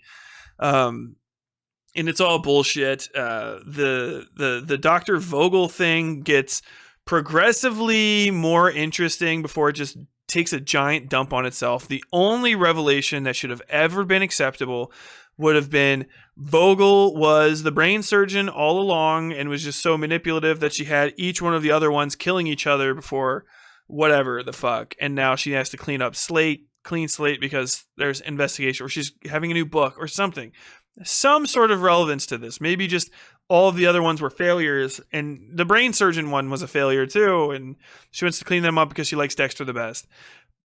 And that would have made sense because she's portrayed the entire time and acted. The actress that plays her could not have known anything going forward in the scripts because she is clearly playing to the script of every episode. Because every episode she has like a different feel to her where like the script writers are like, well, actually what's going to happen is this. And we think this is going to happen. So she's like, all right, I'm going to do my best to do that. So instead of having a cohesive whole season-wide script. She's just episode by episode having more stuff revealed about the character while not knowing where the character is going. So she's at one time like, definitely I'm going to be the killer, to the next episode being like, maybe I'm just a father or a mother figure to Dexter. And then it's like, no, I'm definitely the killer, but also I have these other, and it's just this really confusing thing. The actress does her best with it. Dexter, Michael C. Hall as Dexter is doing his fucking best the entire time with just this absolute fucking runny diarrhea of fucking scripts that they're being force fed. I've never really liked Deb's actress that much. I think she's good. She's good in that thing. I think actually I just don't like Deb's character very much. She's not terrible. She just was created in a way that she either can't grow or she can't be that same character, which is kind of like a lockout. I think that's what I'm trying to articulate. Jennifer Carpenter, who plays her, is perfectly fine. It's just when she's on screen, I guess she just has to be irritating because they write irritating shit for her. So I apologize, actually. Jennifer Carpenter, you're the shit.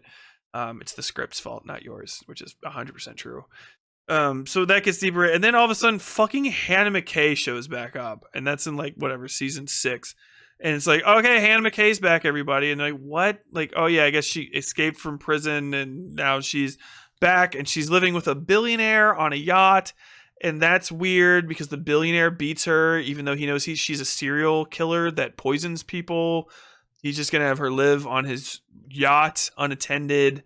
So obviously he dies within 10 seconds of being fucking put into the show.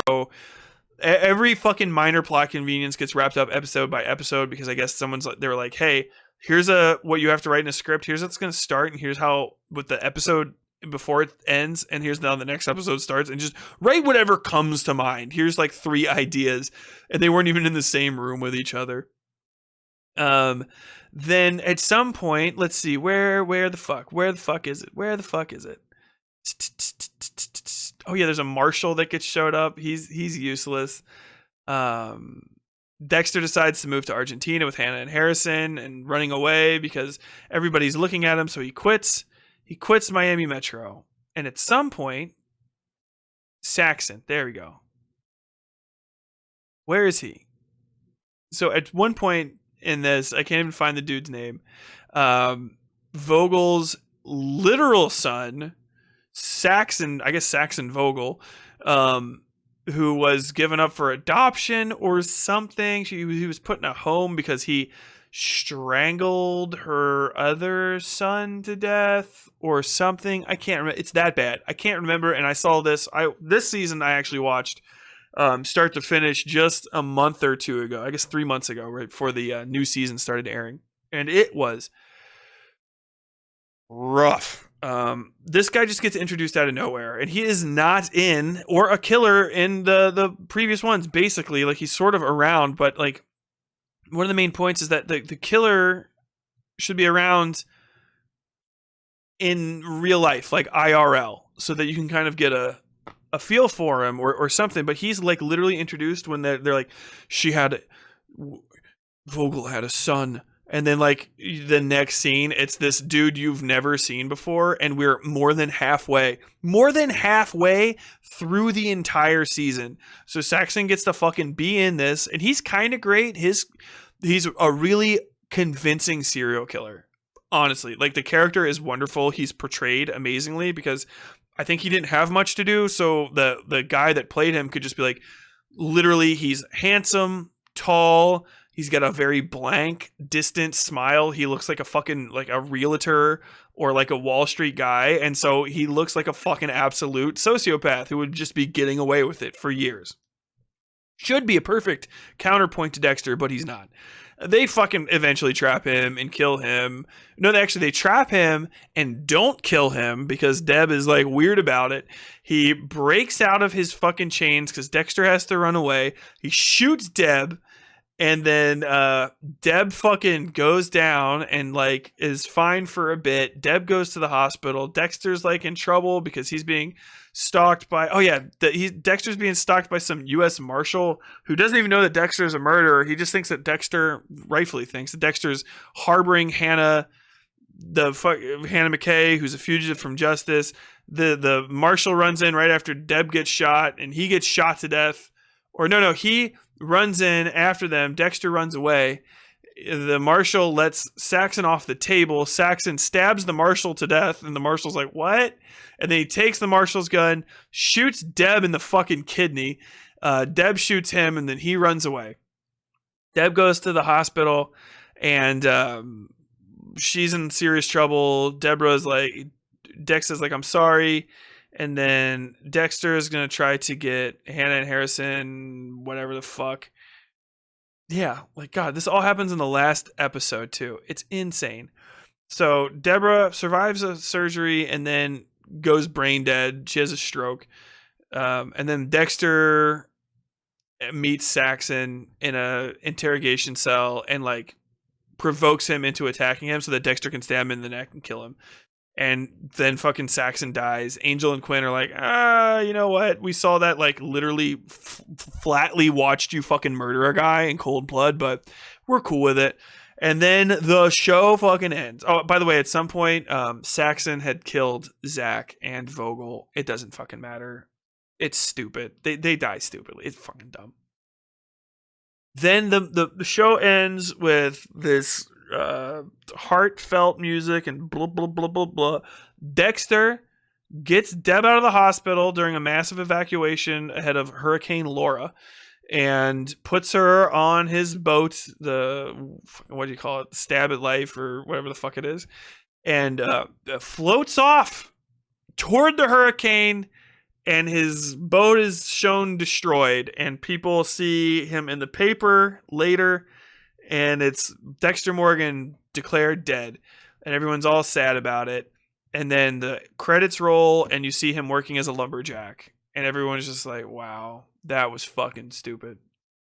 And I remember at the time being like, this is the fucking worst thing I've ever fucking seen. The show is the last season is so fucking underwhelming that if you look at just the viewing numbers, it starts off at like 2.48 million, and then just in the middle of the season when the dumb shit starts to happen, after the Zach thing and after Hannah McKay, literally, so the Hannah McKay episode where she shows up at the end of it had 2.21 million, and that was such a stupid reveal that it went to 1.9 million the next episode and stayed low for a few episodes before everybody showed up, and 2.8 million watched the finale, which is, I guess that's cool.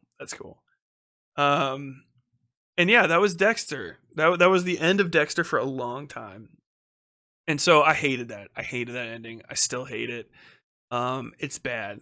In my opinion, in one way to even just fix this season just directly and even keep most of the characters and the revelations and shit, have Vogel be there and have her introduce Saxon early, and say that he's the fucking melon baller killer and or something like that, and have it just very flatly stated that she made Dexter and Saxon, and they're both supposed to be great and like they know about each other after a degree, and that she made Dexter, and that it's incumbent on him to move to the next stage of his evolution, which is to forgo any pretense of a normal life and embrace his sociopathy,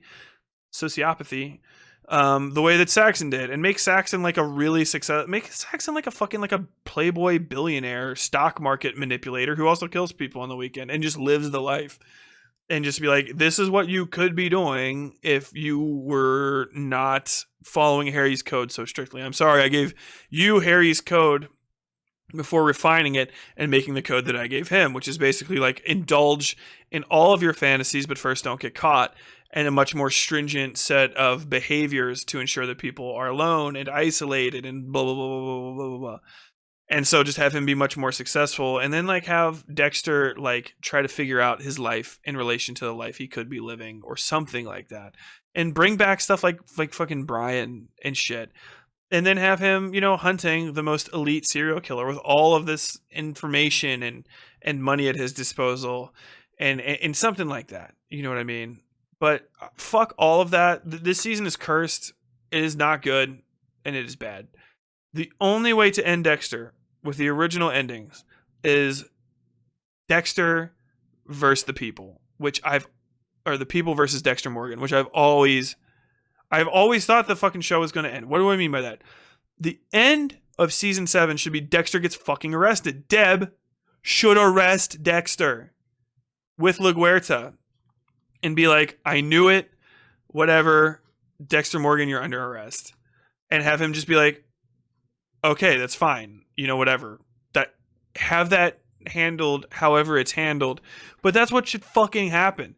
And like maybe Deb gets kicked off the force and then she starts drinking and becomes a private investigator and finds out, in all honesty, she should find out that adopting Harrison and living with Harrison and maybe moving the fuck away from Florida and her kind of toxic dependent relationship with Dexter that Dexter always fostered to be dependent and sort of toxic and based on lies is bad for her. And then she can go live in fucking New York with Harrison and be like a single mom private detective at some major agency, which is a plot thing in season 8, and have like Quinn move up there and be Quinn and be a fucking idiot and be like, all right, I know we're never gonna have a relationship, but I know the city like the back of my hand, and I got some good places to take you if you ever want to go. And she's like, it's never gonna get good between us. She's like, all right, but I have feelings for you. And she's like, shut the fuck up. All right. But the most important thing about the People versus Dexter Morgan is Dexter Morgan on trial with everybody finally able to confront the horrors of the Bay Harbor Butcher, which is what you've been setting the entire thing up for from the beginning. Like, that's the point of having such good characters, is one day they're going to find out about Dexter. We know everything about Angel Batista, everything about Maria LaGuerta, everything about Vince Masoka, everything about fucking Joey Quinn. We know almost everything about James Dokes, and he died at the fucking end of the second fucking season. All of these people are around. I wonder who I'm accidentally forgetting that people will be pissed off about, but fuck it. The People versus Dexter Morgan, right?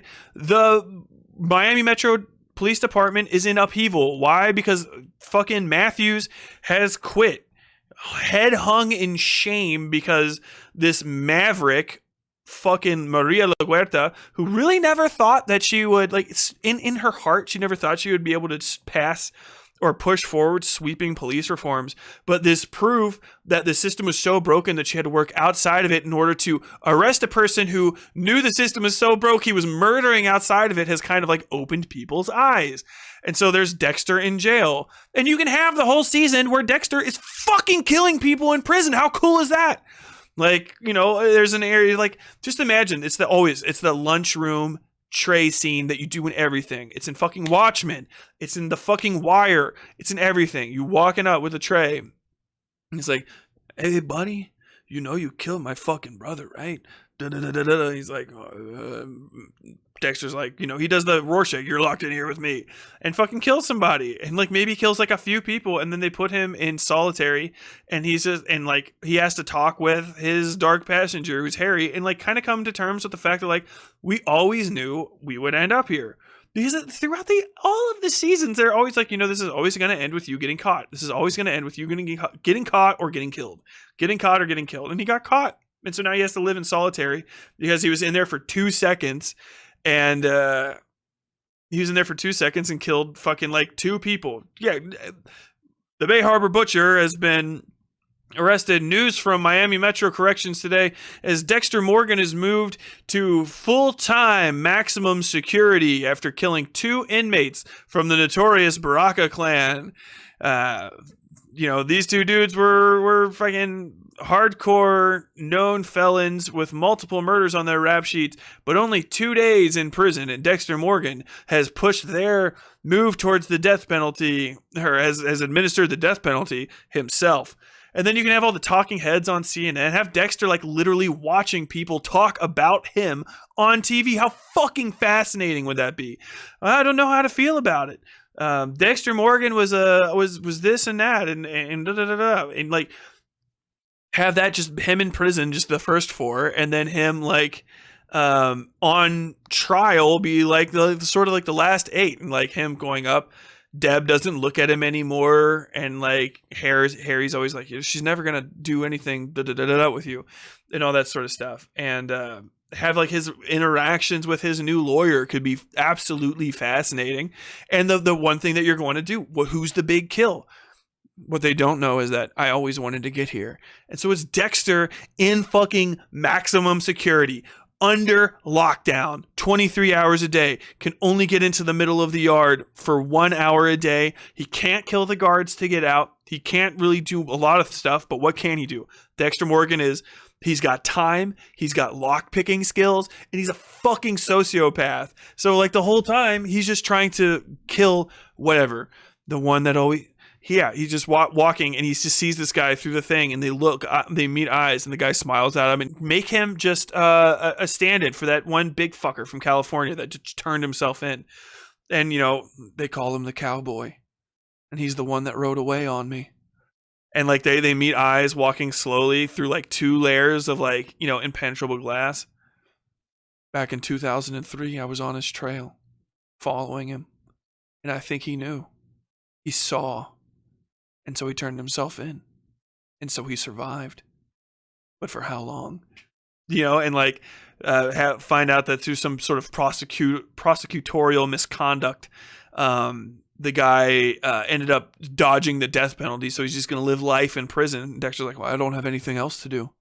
So like you just have the whole time Dexter trying to figure out and get through his stuff, while meanwhile that guy's actually like real big friends with people in the prison. He has all these amenities because every few months he lets out where another one of his victims are, and they go and they take him there. And so you see this guy coming back. That can be the introduction. The cowboy, I see him again, and the guy's just eating. He's got a whole fucking pizza, and he's like 6'8", you know, 335 pounds, eating a pizza like the grossest way possible, just holding the whole thing and just like letting grease drip onto his tongue and his mouth, and just smiling at Dexter like and like licks the bottom of it.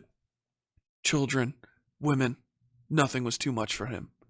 And now he's here, eating as much as he can, living off the land and the people. Like, well, fuck yeah, dude. Oh my God. And so that can just be the whole thing. I don't know how he's going to get to him, but fuck yeah. But most importantly, like, how does this affect? Like, how does Vince Masoka, like, what happens to him? Like, have Vince write a fucking book, like, Next Door to the Killer. My years working homicide with Dexter Morgan and things that we figured out.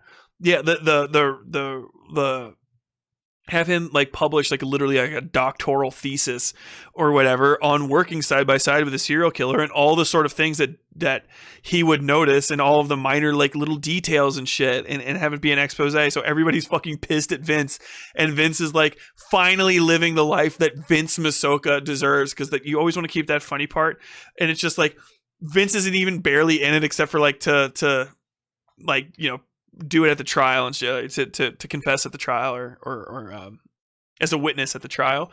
And so it's like one of the things they see him on CNN and it's Dexter watching him, and it's Vince Masoka on a fucking yacht, slice of life. Have him be on the yacht, and the yacht's the Slice of Life 3. Oh my God, with 2 just like absolute smoke shows. And just hanging out and drinking champagne and still just being a clumsy like idiot. And he's like, well, you know, I mean, Dexter's going to jail probably, and you know, he deserves to be in prison. And as a person who's going to be in prison, you know, you can't make money off of your crimes, but I can. Like, as a former member of Metro Miami Department, don't you find that it's maybe a little unethical to be capitalizing on this after your department's incompetence led to this? And Vince is just like, well, my incompetence never led to anything. I did everything right, and Dexter was right next to me, misfiling his reports, hiding my stuff. I mean, I outlined it all in my book, and it's not my fault. And for the record, I don't work for Miami Metro anymore. And then you can even have that be the scene cut to LaGuerta going like, fucking puta madre. Just fucking putting that shit down. Dude, fuck Vince. And she's like, what are we doing? What can we do about him? And you know, if Angel is just like sweaty and a little drunk the entire time throughout the entirety of this, and just be like, hire a hitman. We could poison him. I think maybe I would even like to just hit him with my car. Fucking, oh my God. Dude, Angel Batista is just the best. I love it. Sad dad Angel Batista after that would be great. You should have somebody that just doesn't even think he did it. Or, I guess you'll have Quinn, because Quinn will always be around and Quinn will be stupid. He's like, I don't know. I think I might have done the same thing. Like, all I could think is, I see him sitting right there, have him on the witness stand. I see him sitting right there. And what he did was disgusting. But would I not have done it in his situation? I don't know. I couldn't tell you. Because I'm Quinn, I'm dumb as fuck. But I did see all these people. That woman right there is alive because he killed this dude before he got to her. And blah, blah, blah. He's like, yeah, if he would have called us, sure, we would have arrested that guy, but he would have gotten out. Everything that Dexter knew about him, he knew because he was breaking the rules. So I don't know where, and like they just have that whole thing, parades of people who are like, I fucking hate this guy. He took my husband from me, and like have Dexter's fucking defense attorney's like, your husband, this guy, the fucking, the fucking, I don't know, Mountaintop Massacre, or the Rocky Top Massacreist, or whatever the fuck, Rocky Top Rapist. There you go. Something. It's always gonna be some alliterative, serial murderer, serial killer, rapist, whatever the fuck title. And then you're just putting out all these photos like, this is Elaine Rigsby. Did you know this and this? And this is,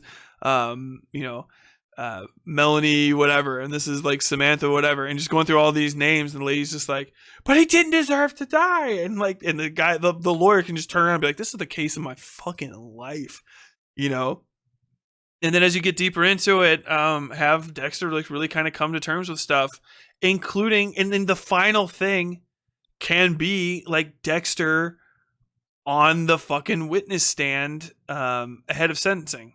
Because obviously the trial is only going to be something like 3 or 4 days, but they're going to want to present everything. And most of it's going to be it can even be him guilty on all charges at the start of it. Dexter's already guilty, and have, instead of a trial, which is going to have a lot more rigmarole and stuff to it, have it be pre-sentencing hearings. And that's why everybody's showing up, to give character statements on him, to see whether or not they can get him the death penalty, which would be fucking fascinating. And have like Deborah refuses to show up and give one, which would be great. And he just never sees Deborah again after she arrests him, which I think is what he deserves, which is fine. And she can be living somewhere and just refuse to subpoena and stuff. Where it doesn't really matter. But just the final one would be fucking Dexter speaking for himself, just sitting there and like, would you mind? And taking it off, and just like, maybe even just have, if you really want to fucking hammer home the last episode feeling of what that confession should be, it should be like a retrospective of the entire time. And even have it be like almost like Kafka-esque or something, where he's just addressing people he's already murdered in the crowd, or as though they're on stand with him. He can be imagining the Trinity killer talking about him, John Lithgow up there. Oh, I remember meeting Dexter Morgan the first time I met him, but of course he didn't call himself Dexter Morgan. He used he used his own fake name, Kyle whatever. And yes, he followed me and he learned all about me, and I taught him. We could have been friends. And that's the most important part. We could have been friends, but he ruined it. And he tried to take from me everything, and he did. Right now, I'm still buried under 20 feet of concrete underneath a home of 4 people who never shut the fuck up. A woman who takes baths all the time. She doesn't know I'm watching, but I am. And I like to think about what it would be like to get in there with my knife and give her what she needs. But unfortunately, I'm dead, and Dexter Morgan's alive, and he's sitting right there. And yes, he deserves to die, just like Rita deserved to die. But what he needs to do is he needs to live. Think about how he failed her, his wife, his son, who's not even going to be in this courtroom, who's never going to visit him in jail. How he failed all of them. Dexter. Like this stuff would be fucking fire as shit. Have Brian, like now that I think about this, have Brian, yeah, he was my brother. And I loved him. I loved him like you can only love a brother. But did I have my love returned to me? No. After all I did for him, too. And then now we are here, of course, Dexter, 6-7 years down the line. And what happened? Exactly what I told you would happen. Deborah turned you in because she doesn't understand you the way I understand you, and she never will, and I told you that, and now here we are. Me, my throat slit, my body burned in an industrial incinerator beneath the Miami hospital, cast out to the wind. You getting ready to have the same done, whether you'd like to think so or not. They're never going to let you live because they don't understand you. I understood you. And what would our mother think if she was here right now? What would she have to say? Nothing, because you didn't know her, and blah, blah, blah, blah, blah. Just keep going on with that shit. Have him talk to everybody and have it be a mix of all those people for just like episode upon episode. And like eventually it's just him bribing a guard, doing a thing, somehow getting in there and just stabbing the fucking ever-living shit out of that 6'8" bastard. And like, well, Mr. Morgan, as long as you can provide some proof to us that you could be rehabilitated, that you could somehow, if not rejoin society, at least act as a human being in this cage like we could ever. And it's just him just like, but why would I do that? I've always been a man and I've always been a monster in a human suit, and now the suit's off. And just have him just fucking with like a fucking metal like takeout tray, just fucking piecing up that dude in the fucking cell and trying to like hack his body apart because he jammed the door shut and caused like a small riot at the prison or something. And like that could be like most of the ending and Dexter's final admonitions. We the people the fucking judge kind of like summating the entirety of the show for the audience at the end. Like, Dexter Morgan, you have sat here for days. I had the pleasure of overseeing your trial, which is one of the finest trials ever done in Florida history. More evidence was provided at that trial than any I think I will ever see in my life. And I served on a portion of the 9/11 Commission in my capacity as a federal judge. Because you would have to be federal because Dexter crossed state lines like a million times. One of the biggest reasons to not have you face the death penalty and to be pushed into it with all the due speed you deserve would be that your crimes are still not completely accounted for. You know, you have this that you haven't said anything about. There's questions out on that, blah blah blah, or something like that, or even better yet, that you have accounted for all your crimes. You have been nothing but helpful in uncovering the bodies and in revealing the multiple ways in which you flaunted the laws of the land, the rules of the department, and the austere heights of the profession that you pretended to do. Now that we are here, not only are people dead by your hand, but people are dozens or more are dead simply as a side result of your actions. Zach, whatever his name was, Han McKay can just be dead in this. Why not? Miguel Prado and Oscar Prado, and all those other ones and stuff too. And that's not to say of the unbelievable damage you've done to the impression of policing in the state of Florida. And just do this whole big thing and then have him be like, Dexter Morgan, it never pains me to say this, but I am sentencing you to death, by lethal injection and da-da-da-da, and everyone in the crowd goes, whoa, and they just have it be like insane. And maybe that be the night where he kills the one dude, the cowboy who got away, and stuff, and he causes a riot and shit. And then like while the riot's going on, like there's just this moment where he sees like a light in the hallway and like steps out into the hallway, and then there's a light and a light and a light. And the entire season you can have people kind of constantly talking about, because you wouldn't want it to be like super straightforward, just people constantly talking about, hey, maybe he doesn't deserve to be in jail. And they have the fucking prison guards whispering like, I'll tell you what, I wish I could put him back into Gen Pop with a machine gun. Then we'd see how peaceful this place got. Like, yeah, give him a badge and a nightstick. This prison would run smooth as butter. Maybe even he doesn't cause the riot. It just sort of happens. And then suddenly he just finds that he can get in there, and the light leads him in, and he fucking kills that guy. And then he steps back out in the hallway. It just goes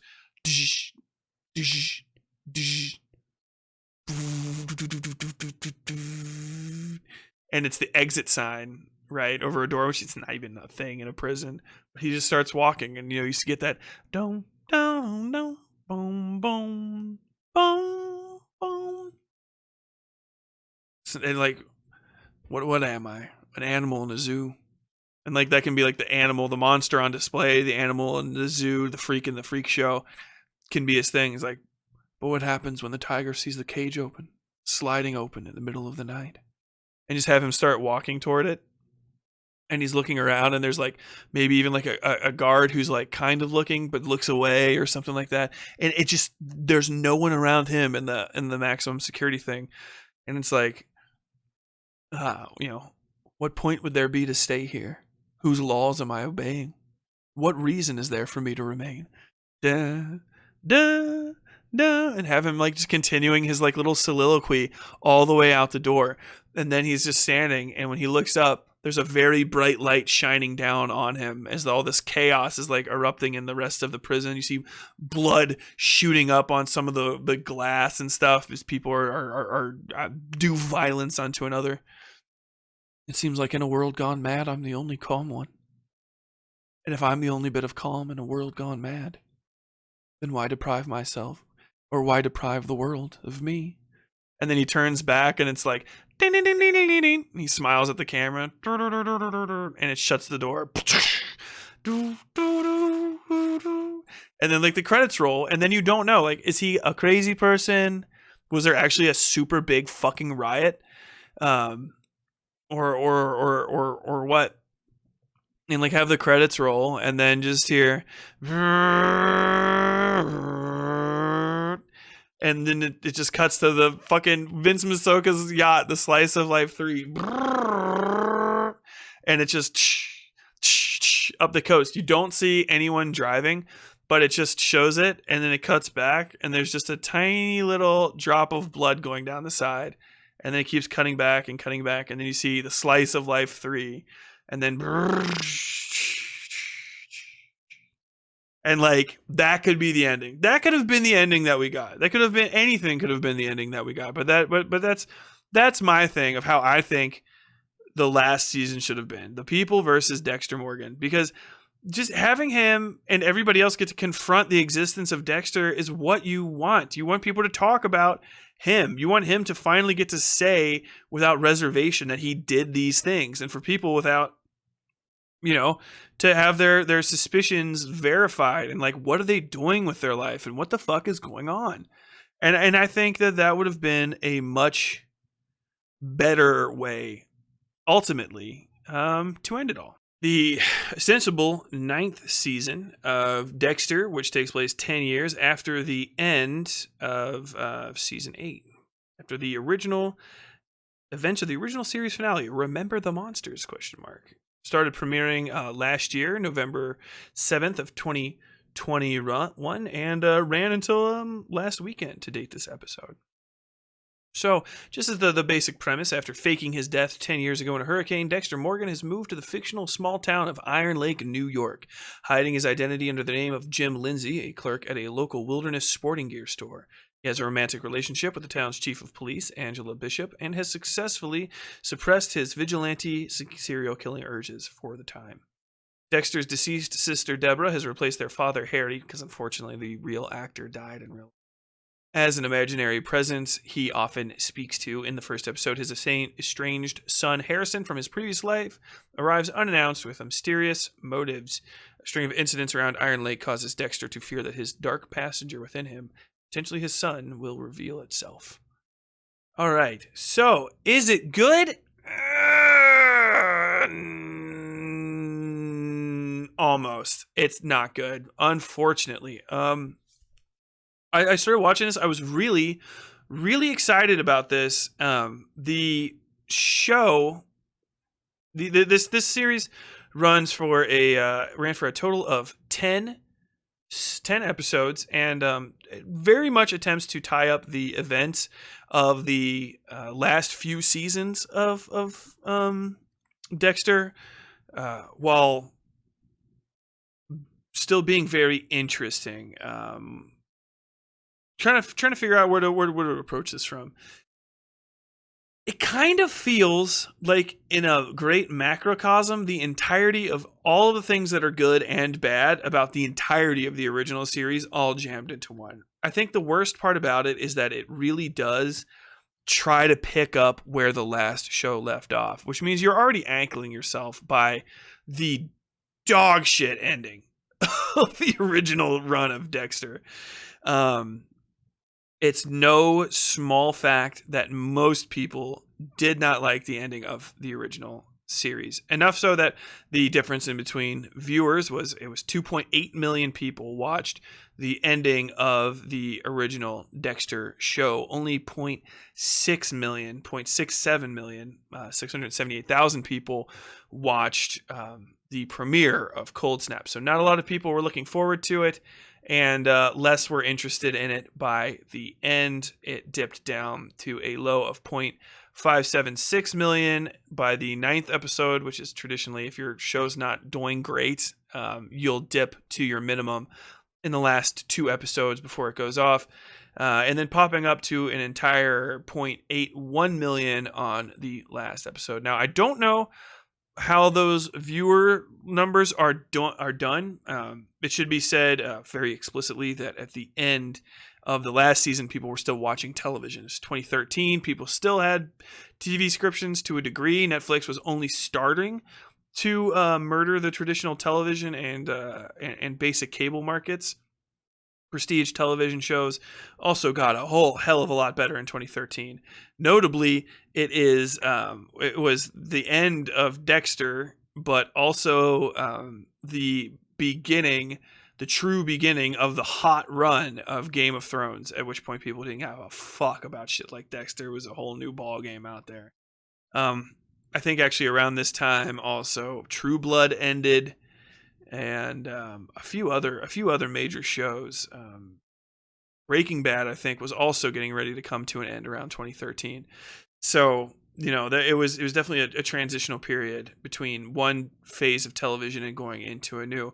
Orange is the New Black was starting to pop off at that time, and along with that, all of the Netflix prestige shows that not only followed, but basically dominated the market in a fundamental way through the middle to late 2010s. So with that in mind, those numbers should be kind of seen like that. Doesn't mean people absolutely fucking hate the Dexter franchise now. I wouldn't want to put that forward, but I will say that this entry into the greater Dexter franchise was a piss poor execution ultimately by the end. The basic framework, I'm not even really going to bother too much with the characters. A lot of them are underdeveloped. A lot of them are introduced as being important and completely forgotten about. This short, very short series is plagued by bad writing decisions, start to finish, middle to finish, that are very surprising considering they had all of the time they wanted to work on this. I mean, I know it was probably put together during the 2020 pandemic, but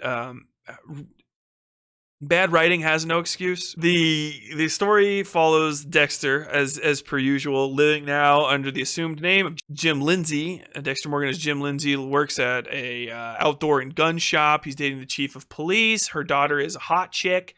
His son Harrison, when he arrives in town, starts dating immediately, unintentionally or intentionally repeating the pseudo incest angle of the previous season. I don't know if that was intentional or not, or if some of the people that just write with Dexter are just really they're kind of into the stepbrother, I'm stuck in the laundry machine type things. At the time, Dexter's got a pretty decent routine going. He's chill. He has calmed down. He's not killing anybody. He hasn't killed anybody in 10 years. He's clean. He's sober. He lives in the hills. Harrison finds him, and everything starts going crazy from there. There's already... Well, I'll get into it. The starting major conflict of this is that Dexter kills... Matt Caldwell, the rich son of a rich dude. He's a douchebag. He illegally shoots a white deer that Dexter always runs around after looking at and pointing a gun at, but never shooting himself. So Dexter knocks him out, takes him to a thing, kills him, cuts him up, buries him underneath his fireplace, and then proceeds to shit up the crime scene so that people can't find him. He's got to lie a little bit about Harrison. Harrison tells him that he has been in the foster care system, but he sought him out because he found a letter from Hannah McKay. I don't know. The Harrison getting back to Dexter is so contrived and so full of so many plot holes that it's kind of better to not even talk about it too much, because once you start talking about it, you're like, wait, but why? But wait, but how? But wait, but why? But wait, but how? Like that he could track Dexter down when he's under an assumed name in a remote place in the middle of fucking nowhere doesn't make much sense. I think they blame it on the internet, but still, that's a stunning amount of detective work to do off of like literally almost no information. Maybe he tells him where he is. I can't. It doesn't matter. It's not really important. He kills that chick. Also at the time, you find out that Angela, his girlfriend, the chief of police, her major thing is missing and murdered Indigenous women, which is actually a very serious issue plaguing America right now, and also for the last 200 years.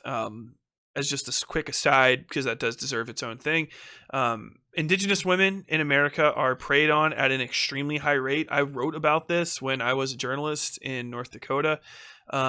Because of this sort of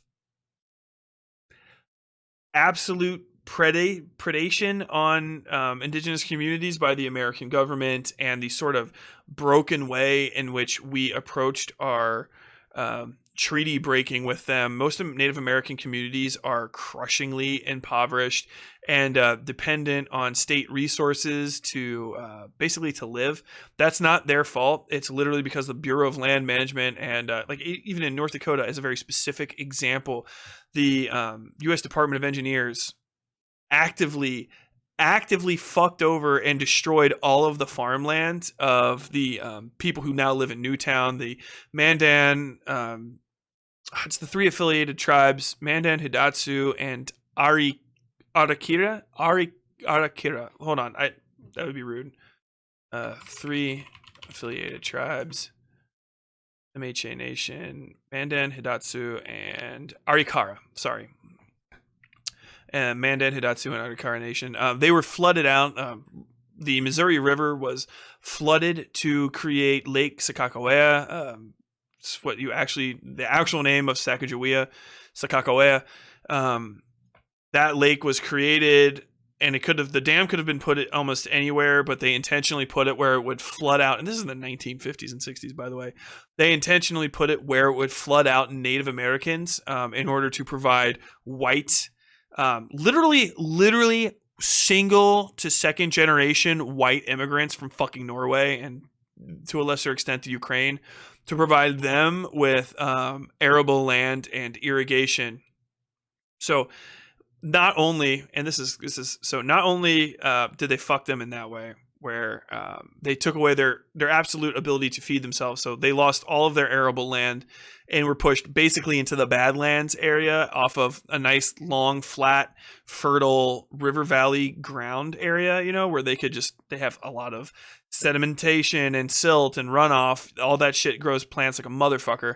They push them up into the Badlands, where they can barely find anywhere for their cattle to eat if they want to grow cattle, and there's functionally nowhere to grow fucking durum. I've been to Fort Berthold a bunch of times, and to Newtown. I've been to Fort Peck out there. The way that we treat Native Americans in this country is absolutely fucking ridiculous. And honestly, if you think that the missing, murdered Indigenous women shit is like exaggerated in the show, it is actually undersold. I had to talk to them, and it's literally every day women go missing from Berthold. Like literally every day. And no one knows where they go. Sometimes people come back because it was a young woman trying to find like some work, in like Minot or something, or just traveling down to meet a guy or whatever. Hitchhiking is still huge out there. I mean, if you live in the Dakotas and like the Mondack area for any amount of time, and you stop at any gas station near a fucking Actually, for any gas station, really. Um, Somebody will probably come up to you and be like, "Hey, are you heading in this direction? Like, can I get a ride?" And you'd be like, "Yeah or no if you want." And people hitchhike like a motherfucker over there because there's nowhere else to go. Like, you're literally on the one road. Like, you're on Highway 2 for fucking 95 miles until you get from Minot to, whatever. I can't remember what the fuck that place was north of. Was that Loeb? It might have been Loeb. But anyway, you drive. So people go missing all the time, and there's not a lot of assistance given. Native land is sovereign land. It's technically its own country after a fashion, although it's not. Native Americans do not do hierarchy the same way that Americans do, and most of the times where you're like, well, they do it like this, and it's like a white people thing. We forced them to do that so that we could fucking understand whatever situation that they were in instead of like trying to accommodate them. It's every time, like literally the amount of fucking race. It's a fucking genocide. We did a genocide. Completed to almost a full finish a genocide, and they're fucked because of it.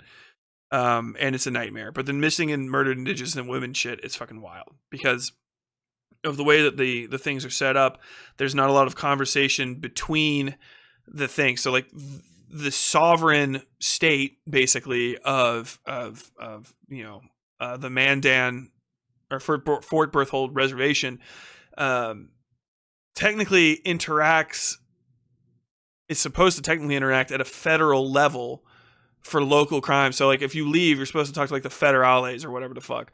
But actually you're going to end up talking to the state police. And so they have to have these like interjurisdictional agreements and stuff because you can commit a crime in America and then go to Fort Berthold and hang out and not be convicted of the crime. And like a lot of times that's for the best because you can go do whatever the fuck you want out there as a native and then come back and be like, oh, fuck you guys, which they absolutely deserve. They should be able to do whatever the fuck they want on white land because it's not supposed to be ours. So I don't give a fuck. Go and do whatever the fuck you want. But vice versa, and much more extreme, if you commit a crime on native land and leave, the native population does not have an effective means to find you. And they are offered functionally no cooperation from the federal government. There's technical things between the state, local, and federal governments and the reservations that are like in place, but they actively do not fucking help those people. And I personally believe that they think it's fucking funny when they call them up and they're like, hey, we need help. This young woman went missing. Her mother says she's not the type to go missing. We don't have the resources to search the address that she went to in Fargo, and it's 14-hour drive away from where we live. Can you go out there and check? And the people will be like, oh yeah, sure. And then they won't do it. Racism, and if you think for a second that you understand white anti-POC, anti-fucking Native American racism because you live in a major city like New York or like Philadelphia or shit, and you've seen some shit, you think Ferguson, the fucking racism in Ferguson that caused the Ferguson riots was bad, go to the Dakotas, you will have your mind fucking blown. The fucking born in the blood racism there is unreal, and people are just out about it. I mean, direct. They call them fucking prairie N-words out loud in front of people. Like they'll say it at a bar. Fucking, I don't like them, and just go off, and people will be like, hey, they should get jobs. What in the fuck, North Dakota? I digress. Not every North Dakotan is like that. But all the ones that aren't like that tend to leave North Dakota because North Dakota fucking sucks. My opinion.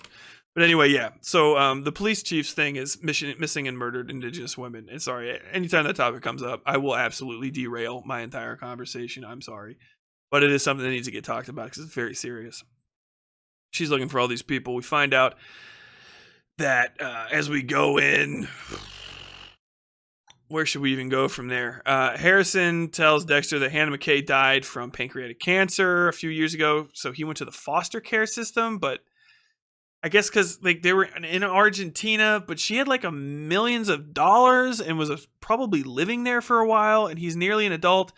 It's weird to me that he would get sent from Argentina to America I don't know how that would actually work, but I feel like a South American country would probably have some sort of something in reservation for that.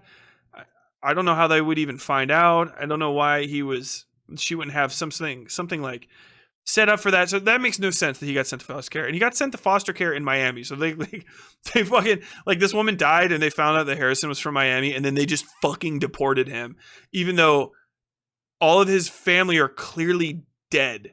But also they're not. And this is one of the biggest first plot things that is just, it's fucking stupid. His family are not all dead. He has two biological half-siblings, Cody and Aster, who are still very much alive and living with their fucking grandparents and the rest of his extended family on his mother's side. So I don't understand how that is a thing, but it should have been that he went to live with them or something and then came up. But he had to go to the foster care system so that he could be troubled. And that's the whole thing. As we kind of get deeper into this, Harrison's problems become evident, obviously, without just to get into it. He remembers the Trinity killer killing his mom, and so now he is potentially also a serial killer. He's very violent, but also he has not been abused from childhood by a fucking father figure trying to teach him to be a serial killer. Thankfully, Dexter wasn't around, so he got spared that until this show happens. During this part, we're introduced to some side characters that never come up again or are just like minimal in there, which is very unfortunate because I thought the town would basically serve as a surrogate Miami Metro police department that Dexter would have to kind of constantly interact in. So, every episode, Dexter goes to Miami Metro and everybody's kind of got their stuff going on. And I thought that's what it would be like for this season, which I was very interested in. He's got his gay-coded, if not gay, boss at the gun store. There's the three whole fucking cops, two cops, the dispatch lady who's in a wheelchair, and his boss, or his girlfriend, who's the chief of police at the police station. There's the cool black dude who is a butcher, who's a really interesting guy to talk to, and is prominent in the first few episodes. And then like the people at the bar that he constantly goes to. And so, like, if you were competent at writing, you would focus on that small community for him to play off of. And by the way, I think that they should have, or they actually intended to from the get-go, because he talks about how he's in that fucking community now, and like he's kind of dangerous to it at the beginning and at the end. But the fucking weird off the goddamn walls writing that they do. I mean, look at this. Hold on. 1, 2, 3, 4, 5, 6, 7, 8, 9, 10. The 10 writers who fucking wrote this show are fucking absolutely not on the same page episode to episode. So they set up this thing, and that's the first episode. They set up this great thing. Teleplay and the story are by Clyde Phillips and Adam Rapp. I think Adam Rapp is I don't know. He's mildly famous. Clyde Phillips, I think, is actually from the original run. There's a different director every time, too. I know that's how things normally operate, but, like, Jesus fucking Christ, the writing in this. And also, as just a quick aside, the title work in this is fucking stupid and shouldn't be done. It's very irritating and distracting. For some reason, they did dynamic titles for Dexter shows. Dexter's always had like a really simplistic title thing, like comes up like Monsters in Paradise or whatever the fuck, and it goes away. Comes up, it goes away. It's always like a serif font. Fuck off. We're done. We're ready. In this one, they had to do like those big dynamic titles that people do sometimes. It was really bad in the Suicide Squad remake movie that came out a while ago, where it's got to be like somehow it's like part of the scene, like it's actually like an ice flow flowing down the river that kind of like falls off at the end, and the ice is the title.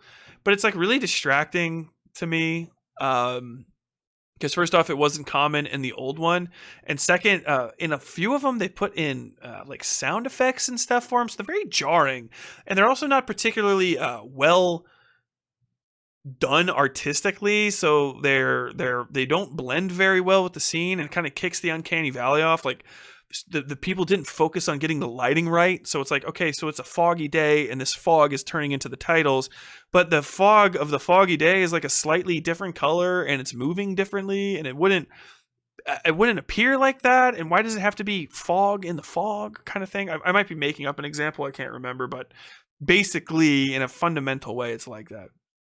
Anyway, they don't really stay with these characters at all the entire time. You get with Angela and her daughter, who I can't really remember. She's in a lot of scenes, but she's kind of unimportant. She's a very uninterestingly done female character. She's basically just like a teenage love interest who exists so that Harrison has somebody to like cry to or talk to or whatever, but she doesn't have any of her own motivations outside of the first episode, where she does have one. She's an environmentalist, and she talks with this extremely creepy billionaire guy who's like bald and unsettling and rich. He's kind of like a petro billionaire type that lives near them. He is in that episode, and then he's never in it again. Or actually, he's in there like maybe like one other time, or maybe two, but in very small amounts, where he kind of comes up to that girl's character, and he acts like he is a threatening presence, right? You know, you don't really know that much about me, but maybe someday you'll find out. That kind of shit. But then he never comes. He's fucking gone. He is fucking gone for the rest of the time. And so because of that, the only major conflict in her life is just like, should I or should I not fuck my mom's boyfriend's son that just come to town? Answer is yes, because that would be good for his character. So I will do that. Also, if we have any weird interactions, I think I will forgive him for them. I will blame myself for making mistakes, and I will walk through windows in a kind of like a very like alluring way when I need him to sadly drive out of town. And like that's the entirety of her character. I'm not saying that the actress isn't good. She's great. Her and her mom get a lot of good interactions, and they even get to put some of the native language, I assume, I would hope, from the Iron Lake area. I don't speak a fucking lick of any native language. I don't know fucking Sioux, Lakota. I don't know Salish, anything like that. So I can't tell you if it's accurate, if it's good. I hope it is, because that would be awesome. It's good to get native languages on screen and recorded for history's sake. There's less and less native speakers of languages to the point where some of them are completely dead now and only like sort of semi-preserved in books written by fucking white people. So any native speaking of the language should be preserved at all costs. I would love to someday be able to do that. That would be dope. But other than that, that's like kind of the entirety of what she gets to do, which sucks because I think that actress is pretty good. Her mom, Angela, is a lot better. She does have her own motivations for doing what she does. She does not just play off Dexter, although toward the end of it, she kind of does get saddled into that. But then again, so does basically everybody else, which sucks. So in the whatever third episode, I think, we get to meet Kurt Caldwell. Yes. So Kurt Caldwell just shows up, and that is Matt Caldwell's dad, right? And I'm not 100% sure that Clancy Brown, who plays that, he's also the voice of SpongeBob, and also the voice of Mr. Krabs, which is hilarious. And also he's instructor Zim from the Drill Sergeant Zim from the original, or not the original, but from Starship Troopers, which is how I know him and why I always love him. Starship Troopers was like the best movie ever when I was a kid. It made me want to join the military, which means it absolutely failed in its ability to satirize fascism, but I still love that film. Even more so now that I'm in my post-fascist existence. So all that aside, Clancy Brown gets introduced, and we very soon find out that he's the one that's been killing all the women. He has this like little kill room that's kind of cool set up. He invites girls. He kind of grooms women into trusting him, and then lures them into this like warm place to stay. And then he lets them out, and they run away, and he fucking guns them down. And then we find out later that he preserves them in this gigantic basement made up of unburied shipping containers, which is a kind of clumsy nod to Dexter and his son, but I don't know. I think at that point, like all of the writers that are working on this, I don't know if they have any previous experience, but I guess they maybe just rewatched the show. And at any point in time, they were like, oh, let's try to redo things from the show and reincorporate things. So Clancy Brown's character, Kurt Caldwell, has this kind of display fetish thing that he does with these ladies that's very reminiscent of Brian, the truck stop killer, and also I think somebody else in it does similar stuff. I guess maybe the Apocalypse Killer would probably be the closest thing. And you know it's kind of like drawn together, but it's not done in a particularly good way. It's weird that he's been getting away with all this in this like remote town for so long when he needs so many supplies. It's also shown that he has some assistance from guys that work for him, although only one is ever shown, and that person is pretty summarily killed by Dexter. The middle episodes kind of follow a very direct path to the end. Characters are introduced and then they are either killed or put to the side as their value is no longer relevant to the show. They are not allowed to increase, to progress, to have their own problems which affect the show pretty much at all. Most of this is very much the case with Harrison. Harrison is introduced to a group of new friends who he finds are untrustworthy to a degree. They're kind of like douchebags. And then he finds that they're bullying a guy. So he says, fuck you. And he starts hanging out with the bullied kid. And then he decides to maybe try to kill the bullied kid and slits the kid's leg open because the kid has like a shooter manifesto. And so he blames that kid for being a shooter. And then that kid goes away. And then the friends kind of show up and they are like, all right, hey, we forgive you because you're really cool. And he goes to a party. And that party just serves to introduce him to the overdose that he has, which introduces Dexter to a kill that he can do. And so Dexter goes and kills a guy, and that it sets it up for Dexter to kill somebody, which I mean, I guess is like, it's not the clumsiest thing, but those characters are just kind of there, you know, they show up, they hang out, and then they leave. And then from then on, I mean, that's like the fourth, fifth episode. And then for the rest of the series, they're barely in it. And most of the stuff revolves around Kurt trying to sort of maybe either kill Harrison or recruit him. We don't quite know until he eventually tries to kill him. Dexter trying to just kind of like get away with murdering Matt and like get in with his son. And it's kind of slow throughout the middle. These episodes sort of just blur together after a fashion, which isn't the worst thing because you do get some great moments. And I will say that it's not an absolute failure. I would rate the last season of Dexter at a flat 2, if not maybe just a 1. I would say that this altogether is a 6, barely passing in terms of quality.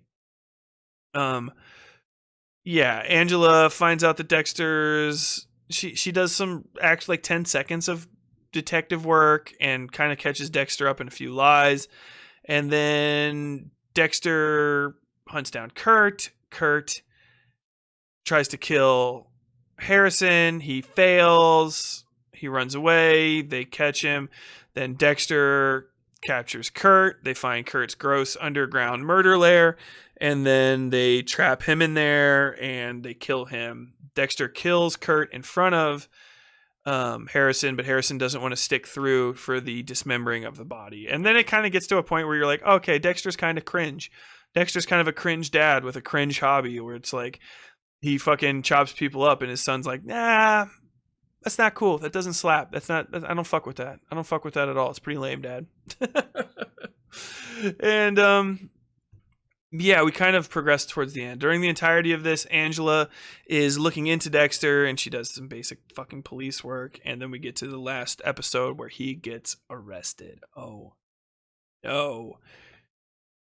The last episode is kind of where all of the flaws of the season just come full force and really just get kind of obvious. I don't know how you would do it better, but the entire thing falls off the rails when Dexter kills the black second in command, Logan, who's the coolest guy ever. He's the chief, or the coach of the local wrestling team. A really nice guy. He's basically one of Dexter's only friends, and Dexter kind of callously murders him while trying to escape from his cell in a way that doesn't make any sense in multiple ways. First off, Logan is probably 10 years, if not like 12 or 15 younger than Dexter.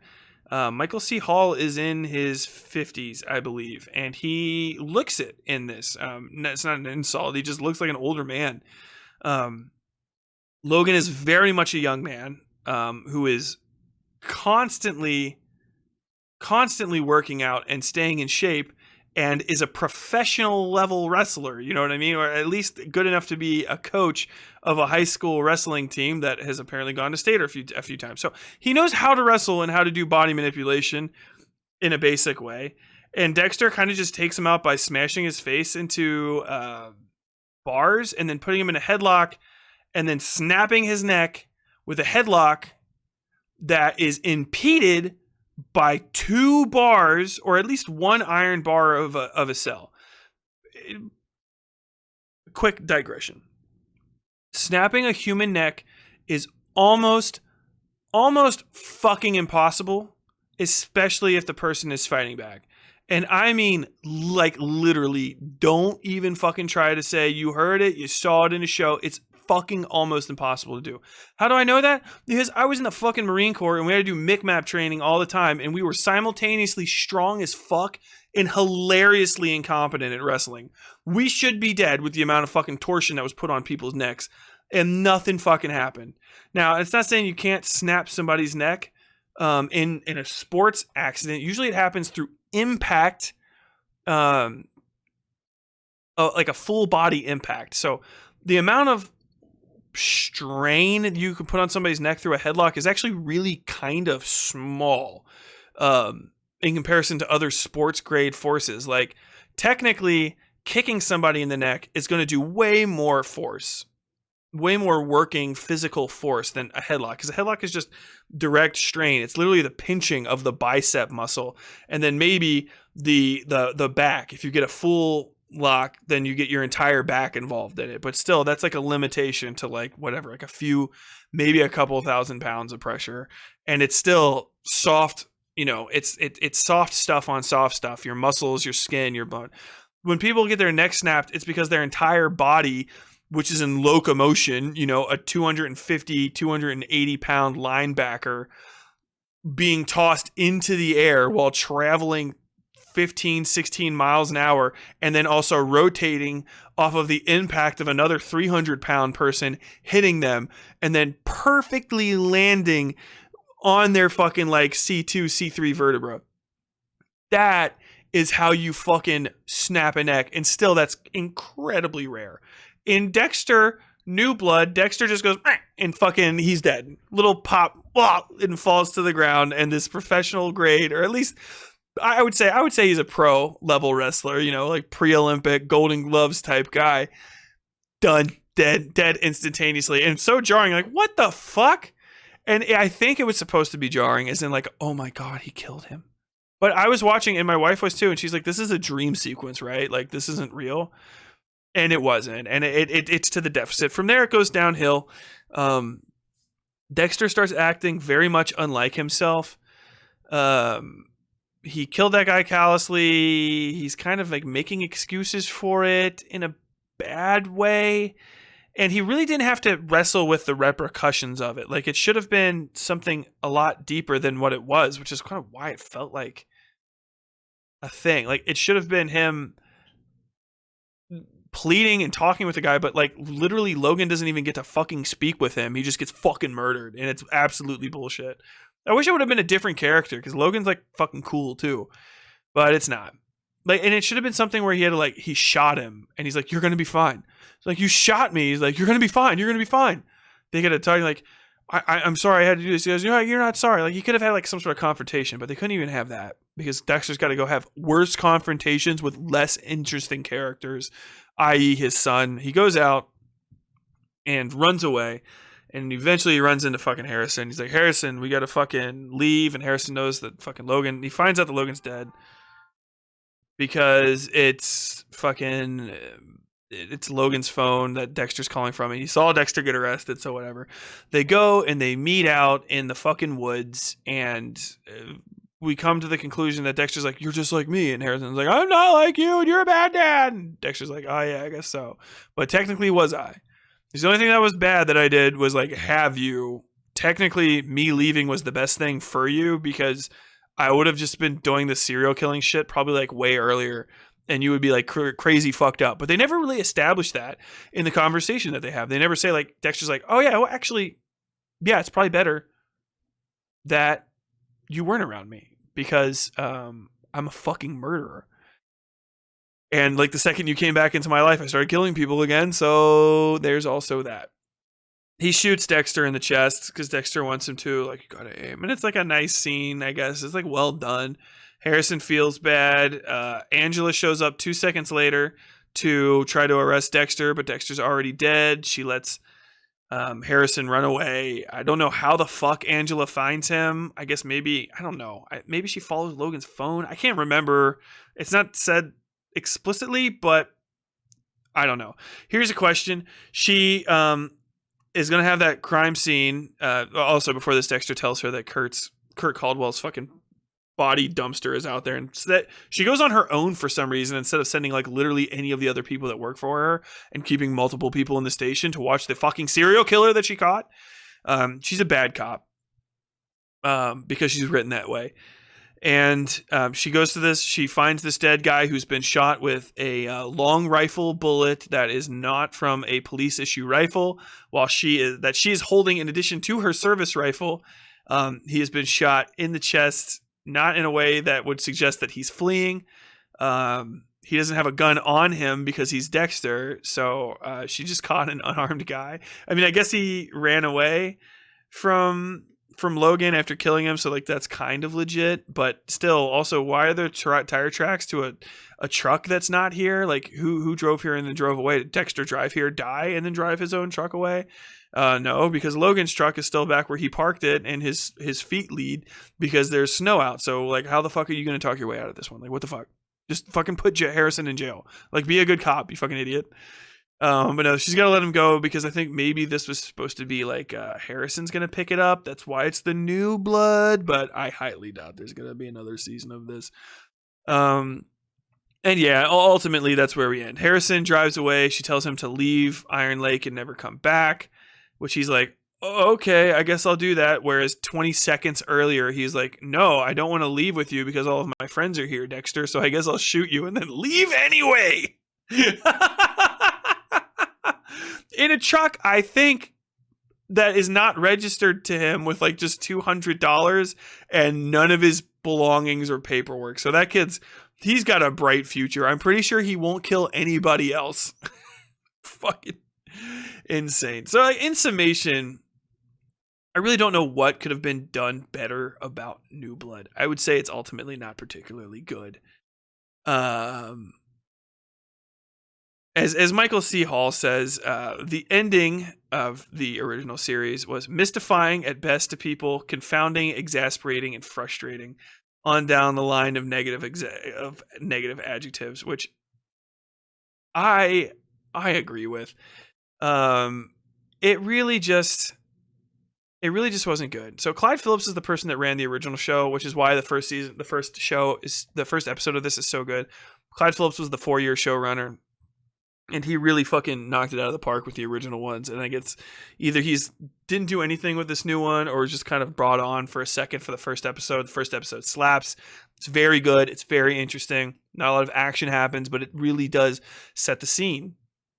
By the end, we're left with just more of the same old, same old. I can only really blame Showtime for this because I know that they're a meddlesome company from what I understand. And they like to overextend properties. They're very capitalistic in that regard. They definitely treat all of their IP as just a base commodity ultimately, and just fucking drain the fucking life out of it. Creative progress be damned. Maybe I'm wrong about that, but that's just what I get from watching their shows, and it's why I don't watch Showtime anymore. Dexter is the beginning of that, and then the kind of just poor longevity of Shameless kind of hammered it home. Ultimately, yeah, it's bad. There's a lot of great characters that should have been in there and weren't. There were a lot of plot threads that came up that were pointless. There was a lot of running around. There was a lot of leaving town and leaving the greater narrative space in order to do extra shit that never came to fruition. One of the most notable and most irritating things that never got readdressed were when Dexter goes to find a place to dispose of the bodies, he goes to the bear caves or whatever the fuck north of town, which is where Caldwell has been disposing of one body already. When he goes in there, there's a gigantic pit in the middle that he talks about. Maybe I should throw bodies down there, which I still agree with. It's a gigantic fucking pit. And, if you can figure out what's at the bottom of it, just definitely put a body down there. No one will fucking find that shit. Because, as evidence later, nobody found the woman that's buried behind a clearly man-made wall near the back right of that passage just a few episodes later. But also, there's a fucking bear in the cave. A gigantic fuck-off black bear, if not maybe a grizzly bear, that's huge and screams at him, and that's a bear, and you're in the bear's nest. It's going to be very fucking upset with you. And when it happens, Dexter just gets a phone call and walks outside after getting yelled at by a bear and just answers the phone call. And the bear is never seen again, even though they go back to that same cave structure.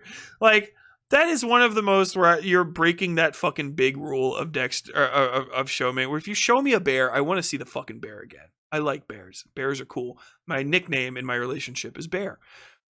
And they never go back to the bear. And I think that's really the summation of Dexter New Blood and the Dexter Old Blood. All of the bad of what happened to Dexter. They never go back to the bear. And the bear is what I liked. In summation, to kind of end this and wrap this up, first off, thank you all for listening. And if you don't know who I am, or you showed up late or are watching one of the clips from this, my name is Tyler Bell. I'm a horror and dark fiction author. You can check out my podcast, The Westside Fairytales, at westsidefairytales.com. It's available for download wherever you find it. We host this show, the Horror and Lit Club, and my regular episodes, which are horror and dark fiction stories. They are now fully scored and with sound effects and shit. They're dope as fuck. Check out our most recent story about a woman who is coming to terms with the death of her late husband by befriending talking possums and shit. It's fucking great. That's the Tortures of Edith Harlow. That's available now for download for free wherever you get it. So if you're trying to find something else to slate that thirst for interesting, dark, gloomy, fun, melancholic, bloody, good times, check out the Westside Fairytales podcast. Follow me, YouTube. Give me a rating. If you're listening to this online, go ahead and rate me. If you're listening on Spotify, especially, we need some Spotify ratings. And check out patreon.com /Westside to support us, get early access to episodes like this and more. Patreon.com. Sorry for the big run up, but in summation, what happened to Dexter is that it started off really, really good, and people started focusing on less important aspects of it and really just being very lazy with the writing and stuff. Like a lot of shows that I liked and that got bad, I feel like the writing staff, the network, or the showrunners got sick of it and didn't care anymore. You can see this with David and David on the Game of Thrones series, which really did fall apart past its season 5 and kind of never recovered, and a lot of long-running prestige series. I'm glad that things like The Wire sort of made it out ahead of time. Dexter, through the first 4 seasons, is pretty much kind of like a seminal work of American prestige television. It is unlike anything else I've experienced before or since. It's fun, it's uplifting, it's very character driven, and the characters are fantastic. They work really well with each other, they interact wonderfully. You always want to know what's going on with them until the later seasons, where they give you a little too much. They languish in rotting plot threads that go nowhere, and there's a lot of Ponzi scheme writing in which untalented writers are faced with trying to have to think their way through the chess piece or the chess puzzles that would actually create a good plot, and instead just introduce new elements to distract from their own inabilities to deliver on promised resolutions. Dexter New Blood continues the tradition of substandard writing that plagued the later seasons of Dexter and is ultimately a disappointment in both its execution and its attempt to resolve the ending of the former series. Hopefully, it, along with its eponymous character, Dexter Morgan, remain dead. I don't believe that the writing or the character of Harrison is enough to carry a new show. I would love to be completely, bafflingly surprised by a revelation otherwise, but I think that much like Dexter itself, this franchise is now dead and should remain that way so that people can enjoy what remains of it into the future. Because now that we've created another season of it, we have not increased our overall net value in Dexter. I would say that this, at best, nudges the needle nowhere, if not somewhat decreases it.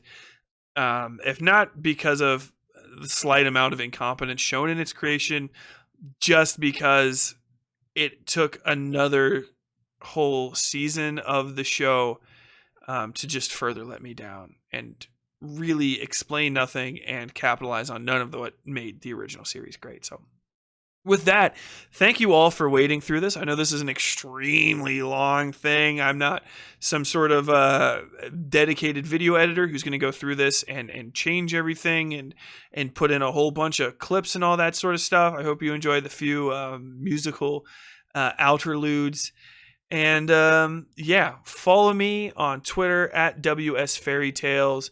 Follow me on Facebook and on Facebook and what else? Facebook and Instagram, Westside Fairytales. Get us on our Patreon, patreon.com/Westside Fairytales. Thank you to all of my patrons out there. You make these things possible. I hope you really enjoyed this. And until next time, as always, stay safe out there.